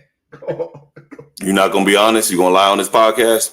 I have not seen. I have not seen it, but have you seen his jokes? Show. He got second place. Hold on. When you do this, that tells me everything, sir. I think he's funny. I'm like, so how do you feel about Mike Epps? You're not gonna go. Yes, I mean he does though. Where the big girls at? I fuck with the new Earthquake special though. That new Earthquake special is funny. Oh yeah, I'm fucking with it. What about Mike Epps? What are y'all watching? I fuck with Earthquake. What, the legendary? You didn't like legendary? Oh, you said it's new one. So the legendary one was really good. This new one felt like they were like, here's $30 million. He was like, oh, for real? Y'all gonna pay me early? Oh, okay. He said he had like allergy problem, man. They go sick, man. The Ryan so Davis, you telling me that you're sick and they spent all this money to shoot and you said, okay, let's keep going? Hey, cocaine a hell of a drug. I'm not saying so. that. I do comedy reviews and I do it honestly, right? I don't try to be like, well, maybe, or I'm like, no, or that was good. Period. Okay. I give it like 7. You see how it changed? It went from I like it to it was okay. It was like 7. I think it's like I've seen worse. I've seen worse, but that's not a compliment. That's basically saying it was I. Was It's it worse hard than to be Danielle? inspired. It's hard to be inspired. When Equal. Okay. Do you think? I feel like it's hard to be inspired when you at a certain level. You do. At least a D. That'll tell you he does it every 6 months, 3 months. He dropping a special. So no, there's talent. Oh. I think I know what type of comedian you like. What do you think of Josh Johnson? I think. You want me to answer first? Yeah. Josh is doing something that nobody else is doing. He was a writer for The Daily Show for a long period of time, and all he's doing is doing the same thing he does for The Daily Show, but doing it in hour increments. So it became easy because you're already writing monologues every day of what the new topic is. Do I think he's an elite comic? No, I just think that he is doing something that nobody. Remember how I said later on down the road they're gonna look back and see a martyr and say, "Holy shit!" That's how they're gonna look at Josh because he's doing something nobody's doing ever. Oh, okay. Can't wait for that. Well, you said down to like, okay. I don't get it. I've done shows with Josh. Very, very good comedian. I live by the mantra that there is a comedian for everybody. Josh has his own niche audience. He's not a shock comic. He is a current event comic. He can break down current events like some of the best of them is what I'll say. He can break down a current event and make it into the Mona Lisa. So Art. That's art to that, man. that is a dangerous pen to have. So in reality, I might have to answer this question in a political state because I've seen him do 4 shows in a night, packed house, and everybody was there to just see him. Mm-hmm. They don't give a damn about the opener, the feature. They don't care about none of that. Okay. Let's hurry up and get to him because he's going to give them that current event and say the thing that they're really thinking. And as a black comic, if you can make white people comfortable, cool. But if you can make, just follow me. But if you can make white people uncomfortable, if you can make them uncomfortable and make them feel good at the same time with being uncomfortable, because most of the time he's just calling people on their own shit. What's this guy's name? Josh Johnson. Johnson. But to me, his jokes aren't something. I don't think they're original. I think he's just saying, like, anybody can say that joke, what he's about to say. And the way he say, like, he can just say Trump, and he'll get 30 seconds of just people just laughing. I'm like, what's so funny about just saying Trump? And then everybody's just laughing. At first, I thought it was just laugh track. Well, you know what? They just laughing because they like him, and that's it. You know how it is. It's like if just say for the sake of the conversation, we all work at the same job and we got a really cool supervisor. Well, he might say something that's not that funny, but if everybody like him, you give him a little bit of grace, and it's called he gets courtesy laughs, is what they are. Well, I think it's just courtesy laughs because I just think every joke he says is like that. My nephew just said that a couple days ago about it. I don't think he's original. I just think he's just. Do you understand how hard it is to do a monologue on a nightly TV show 5 days a week and be funny about current events? Yeah, that's strong right there. And that's just writing. That's not the point I'm making. I'm just saying what he is saying is like everybody is thinking that. That's the part of jokes that makes it good, is that everybody was thinking what you're saying. But that doesn't mean I'm missing it. So It's not original though. I mean, it's not something. All right, anybody like people doing Trump impersonations. All you got to do is do a Trump impersonation. Oh man, that was a good Trump impersonation. You don't have to say anything funny. You can just talk like Trump, and people laugh at that. And like I said, that's LA. It's a lot of chicks right now wearing boots right now, doing that boot dance. People go on stage and just dance. Hey, 5 minutes, and I'm like, okay. This is what I think about Josh, right? When you are in the public eye, like on a Daily Show, because he was a correspondent on the Daily Show with Trevor Noah, you are exposed to a predominantly white audience, and like back in the day, you were on TV, you were able to tour, right? So he got a little like he been doing comedy for a long time though. It's not like he just now started, right? He was on a lot of these major platforms on Comedy Central and HBO and Showtime, and just went and did the independent thing of dropping specials consistently, which again is something that is like only person closer that's doing it is Ali and Nate Jackson, because they're dropping so frequently, which is hard to do because you're coming up with new hours every week, nigga. If that's your only job, I mean, writing a monologue, that's all you got to do every day or 5 days a week. But do you know how easy it is to write a monologue, though, right? So a lot of times the headlines that are in the papers or on the news write themselves. All you are doing is reading it, right? You're reading it. That's how what's his name, Jay Leno and David Letterman. That's how they made their living, was literally taking minute jokes or 30-second jokes about something that happened in Israel or something that happened in the news and make it funny. Josh is just doing that, but doing it in a longer version, which is hella dope. I feel like this about the crowd work niggas. Like Matt Rife.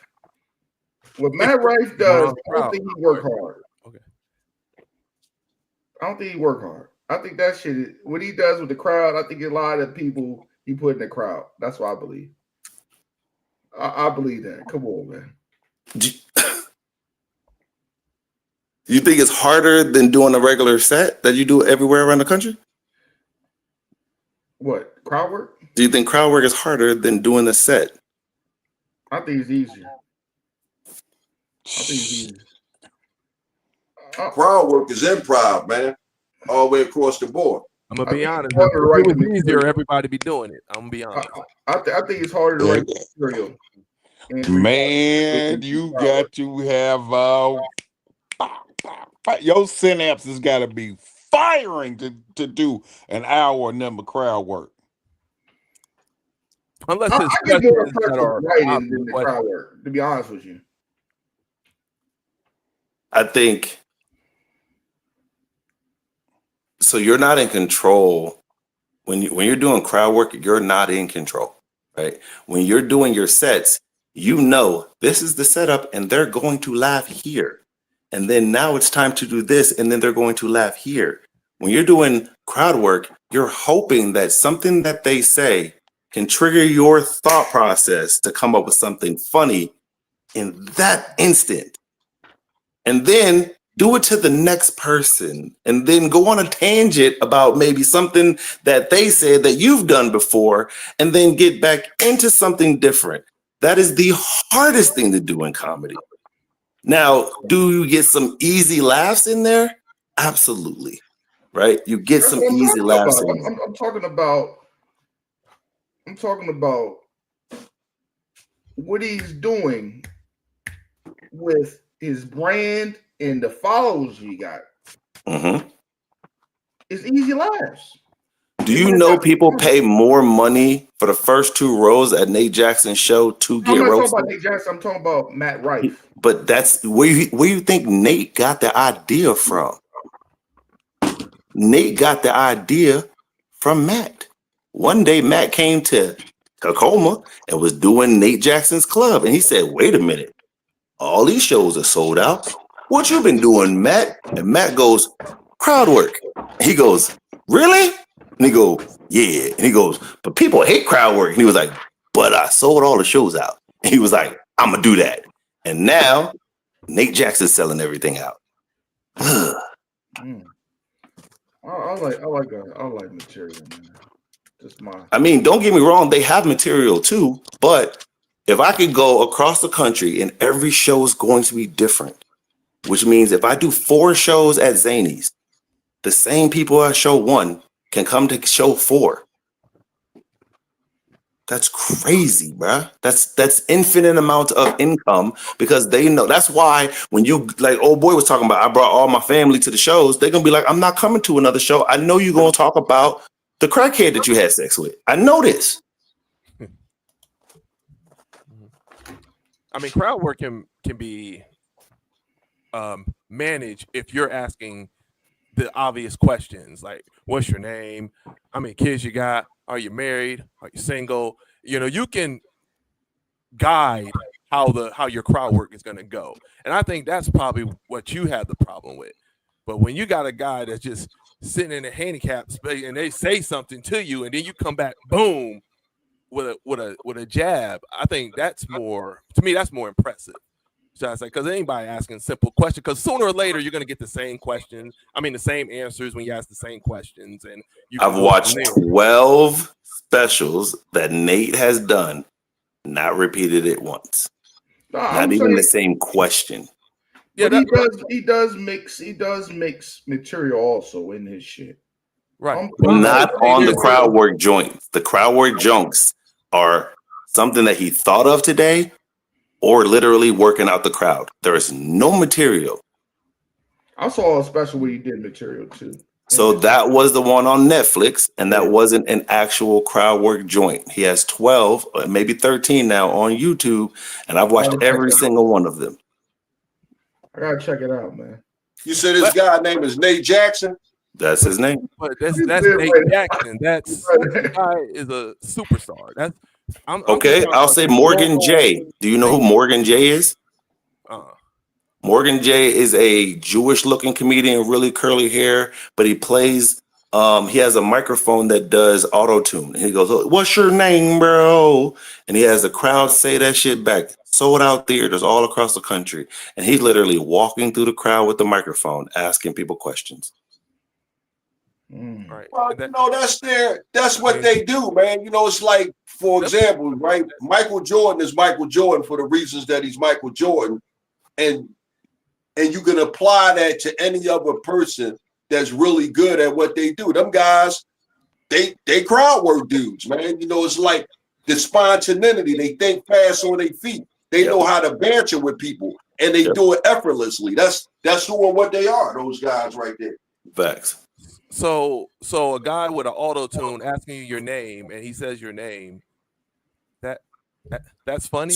So again, I'll send it to you. It is hilarious.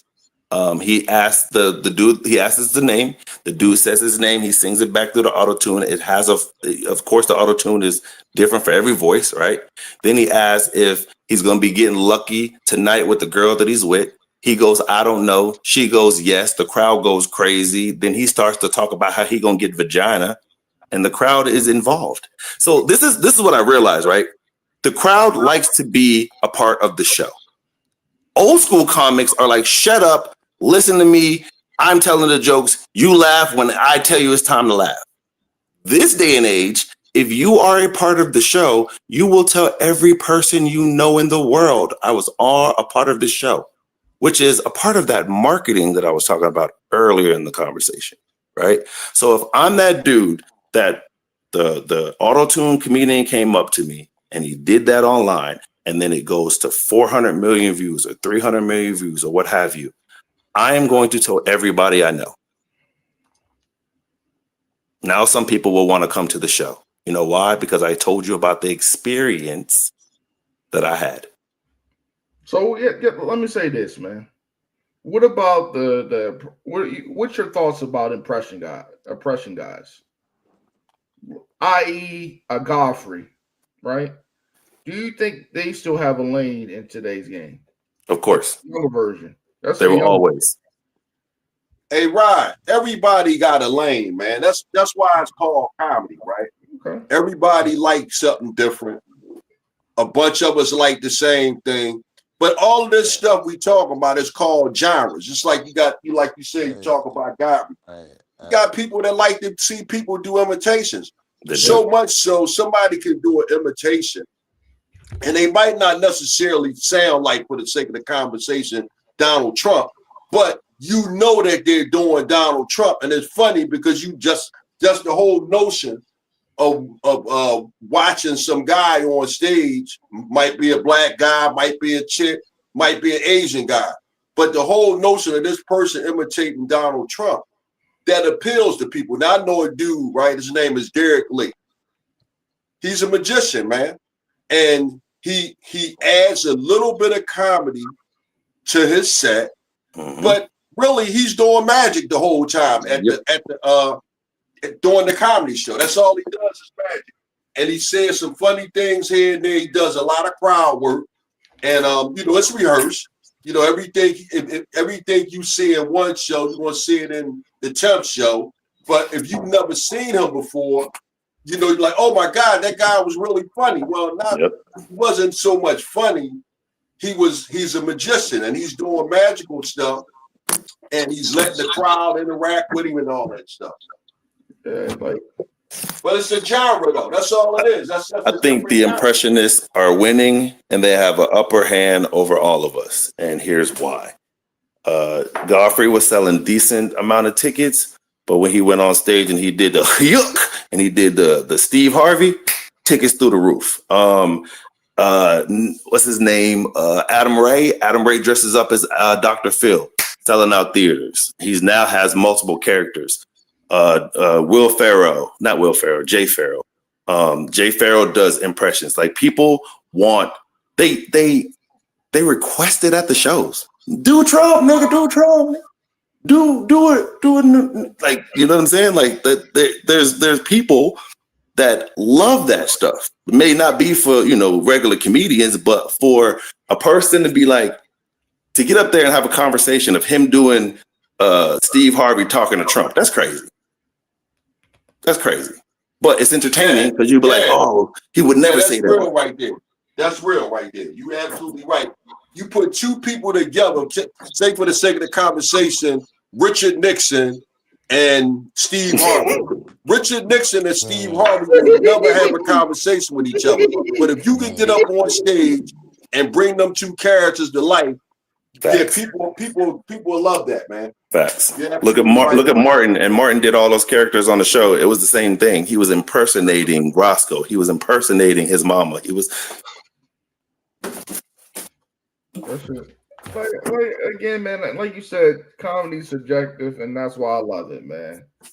You know what I mean? It's subjective. I like a lot. I like weird shit too, man. I like Mitch Hedberg. A lot of motherfuckers like Mitch Hedberg. A lot of people like Greg Girardo. You know what I mean? It's comedy for everybody. Yep, that's it. That's it. Agreed.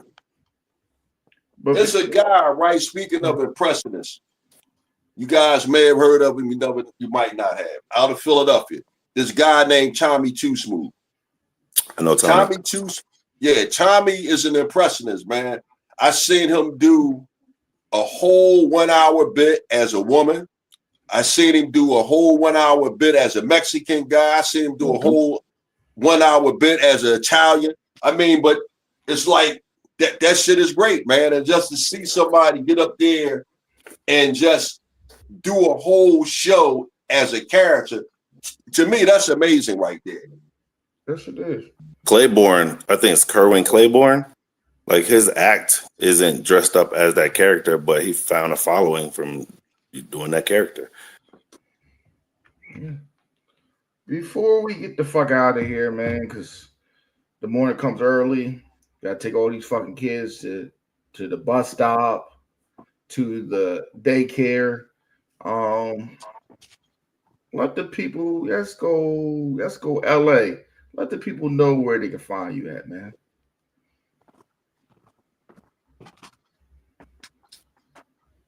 We gonna mute this nigga on He mute. paused. I You don't know, know. he playing poker. He playing poker or something, man. LA, we talking to you. My bad. You playing poker right now. Nah, he looking at porn, crackheads. Yeah, man. Crackheaded porn, and I'm looking at all these comedians y'all were talking about. See what I'm missing. That's all. What did I miss? Go ahead. Okay, I'm sorry. I apologize. He said, where can they find you? Oh yeah, my name LA Josh Preston. You can find me at LA Josh Preston on Instagram, on Facebook, on TikTok, on YouTube. Like I said, the podcast is on Tuesdays and Thursdays from 7 p.m. to 9 p.m. Eastern time, and you can be on Facebook, YouTube, and Twitch as well for that. Let the people know about that mic you about to have coming up too, man. Oh, on October 18th, yeah, I'm doing it's at the Coffee Pot. I do an open mic every month, and it's always the third Saturday every month. And October 18th is the next one. And I usually have one feature act. I'm gonna have a lady named Cam on there from North Carolina, and it's just gonna be an open mic. Everybody's always invited if they want to come in and work. Except Izzy Burger. All right, anybody else? She wouldn't want. You say my name, it's like, oh, that mother is. Even though she did want to come to my show, even though she did. Of course, she's a struggling comic. Mm-hmm. Oh shit! Hey, not only struggling comic, come to my show. Bow! Holy Bow! Dang. I think we all struggling comics, so don't shoot too many shots, nigga. Right now. But dang. I'm going to working for penny candies. Go ahead, man. Struggling is just a strong word. That's why I say struggling. Up and coming. Let's put it like that. I like up and coming comics. I like struggling. Damn. God damn. I wanted to ask Xander, did he have a blue ice tray in his freezer? Blue. I do got a blue ice tray in my freezer. Damn. Oh, man. That man been folding his drawers for the last 30 minutes. Hey man, let the people know where they can find you, man. With your blue ice tray, man. Okay, Xander J. Hobson is my name. That's Xander with an X, A-N-D-E-R, middle initial J, last name Hobson. You can find me on Facebook, Instagram, TikTok, Twitter, and all you got to do is Google me, man. I'm going to take you to my YouTube page. I do the comedy, but I also direct and produce boxing documentaries, more than 10 that could be found on my YouTube playlist. And hey man, I gotta start hanging out with y'all guys in these what is it? What do they call this stand-up? What do they call this? These podcasts. You know, I gotta start hanging out with y'all guys, man. I've been really enjoying the camaraderie with y'all guys, man. And I get to see Rod on tell them about your podcast, man. You got a podcast, man. Well, you know what, man? I gotta put more. I've been listening to y'all. I gotta be more persistent with what I'm doing, man. I do the YouTube videos, I do the travel videos, I talk about boxing, I talk about travel. I got a whole variety of things, man, and I gotta be more proactive in what I'm doing, man. I gotta stop doing it at a half-ass pace, man. Y'all guys inspired me, so I gotta hang around with you guys in these spaces, man. This was really good for me. But check me out, Xander J. Hobson, comedian, director and producer of boxing documentaries, and troll to those who need trolling. Okay. Yeah. I already followed all y'all on Instagram, so good. Mr. 505, man. What? Talk about all the shows you got coming up and all that shit, man. Man, I'm gonna tell you what. I got the Naked Truth 1, 3, and 4. Sinful Preacher's Kid is part 4. School Days thing, 80s and 90s theme comedy show. For part 3 is gonna be School Days. That's gonna be fly as hell. But I'm really focused on the Sinful Preacher's Kid. and I'm headlining the NAACP banquet this weekend, which means a lot because the NAACP did help me pay for school, so that's gonna be a major thing for me, real major thing for me. So that's the next 2 weeks for me. That's it. Trying to stay focused on just trying to do these shows and put a product out. Yeah, and check out his skits, man. Him Adventures of Stickman. Hey, shout out my nigga Stick Man. That's what's up. You know what I mean? Because Stick he can't man. have a pencil because he got a felony. He got a stick. I appreciate you know the law. You know what I mean? Hey man, hey, let me tell you something. I am I really believe in my character Stick Man, y'all. We didn't talk about characters and things of that nature. Yes, I am doing skits with a stick in my hand. It only takes one moment to get reposted. If even if y'all don't like it, still share it. That's what I said. Even if you don't like it, share it. And that's another thing before we get out. Damn, I'm long-winded like a black pastor, man. About to bring the collection plate over and over again. But I gotta say this, man. It don't take too much to support your fellow comedian, man. If you know what I mean, if y'all got a good rapport, man, support each other, man. Because that means a lot. The numbers on social media, the likes and all that dumb shit. You know what I mean? Here, here. Oh, man. That's it. Here, gentlemen. Again, man, it's been another episode of Rod Uncensored You Podcast. want to tell niggas where to find me, or you want to just get out of here? Oh, my fault, I dog. just was like, I'm a guest, and Go ahead, dog. God damn, the margarita. I'm sorry, the margarita. boy, it's the crackhead vagina. What it is? Okay, listen. We're gonna start off by saying Dubs General on everything, any platform. Dubs General. This weekend, I'm featuring for Rodney Perry 4 shows at the Houston Improv. I'm headlining November 15th at the Artisan Graph Bar and Distillery, where I'm shooting a 20-minute. I'm not calling it a special because it's not, but it's going to be 20 minutes of like some of the material that I don't do anymore that I'm scrapping, and we're going to start fresh. Every month I do a monthly comedy show in San Antonio called The Dark Show, where we do nothing but dark material. That's why I like the freedom of speech question you asked. We normally sell that show out simply because the public is tired of PC conversations. Hey, I don't mean to stop you. Do you do that show the same weekend every month? No, it's periodically. It just depends on what they have open at the club, depending on who they booked. So I'll give you, I know maybe 2 months in advance. So if you ever want to jump on that mug, let me know and I'll send out the information. We do pay. I pay every show that I do. I pay the comics. And I show everybody what we made at the door. So when we get the splits, y'all know what the split was. And I'll be like, well, I got 20 and you got 20. Nah, you saw it was $75 we made tonight, nigga. But at least I'm very transparent because I would always want to know how much everybody got paid as well. And then I'm on Facebook, Instagram, all of those. I do comedy special reviews. I do current events, basically dealing with comedy. If it ain't comedy, it ain't on my page. Yeah, follow, like, and subscribe. And then if there's any hot ladies in here that want to take care of 2 light-skinned babies while I'm on the road, I'm available. That's crazy. This boy is crazy. Nice, though. I like that. I feel you. I appreciate everybody coming on here, man, because it's hard to find a guest.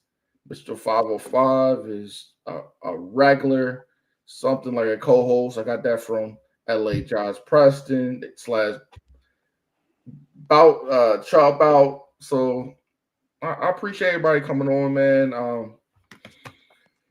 I got 8 years for this child support to be over with, so I appreciate y'all, man. Also, all right, hey Rod, I see you. Go ahead.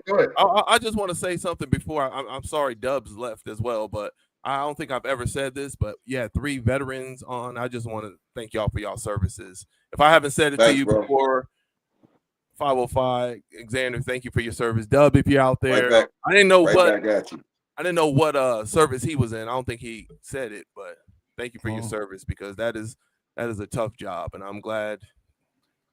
Whew. Thank y'all. That's all I gotta say. Thank y'all. I'm something like a paratrooper too, because I jumped out of windows too. Man, There you go. Yeah, Look at you. Nice. Count, man. Get Hey, that. listen, get that man. happy joke, man. It was great meeting all y'all. Rod, I Same see here, you on what is it, Tuesday? And hopefully you can have me back again next week, man. Man, it's whatever, Hey, man. I appreciate every people, man, coming on because a lot of people don't understand, man. This content is hard to get guests to talk. And you know what I mean? I'll tell LA, I appreciate his content. I appreciate Mr. 505 when he wants to put it out. You know, he don't put his podcast out no more. He's a Ventures a stick man right now. Hey, look here. I got episodes. If you not noticed, I'll drop an episode of Talk here just to let them know. But right now, yeah, we're pushing the brand, baby. It's Stick Man. The And they Ventures a stick stick man. do what?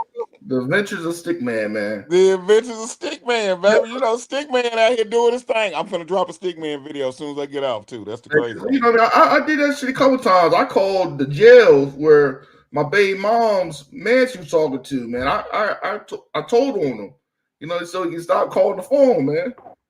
So I almost put your man a stick man. Man, you know, yeah, right. I'm gonna get off here, man. Hey, LA, we're gonna talk this week, bro. We gonna talk. I'm out of here tonight. I'm done.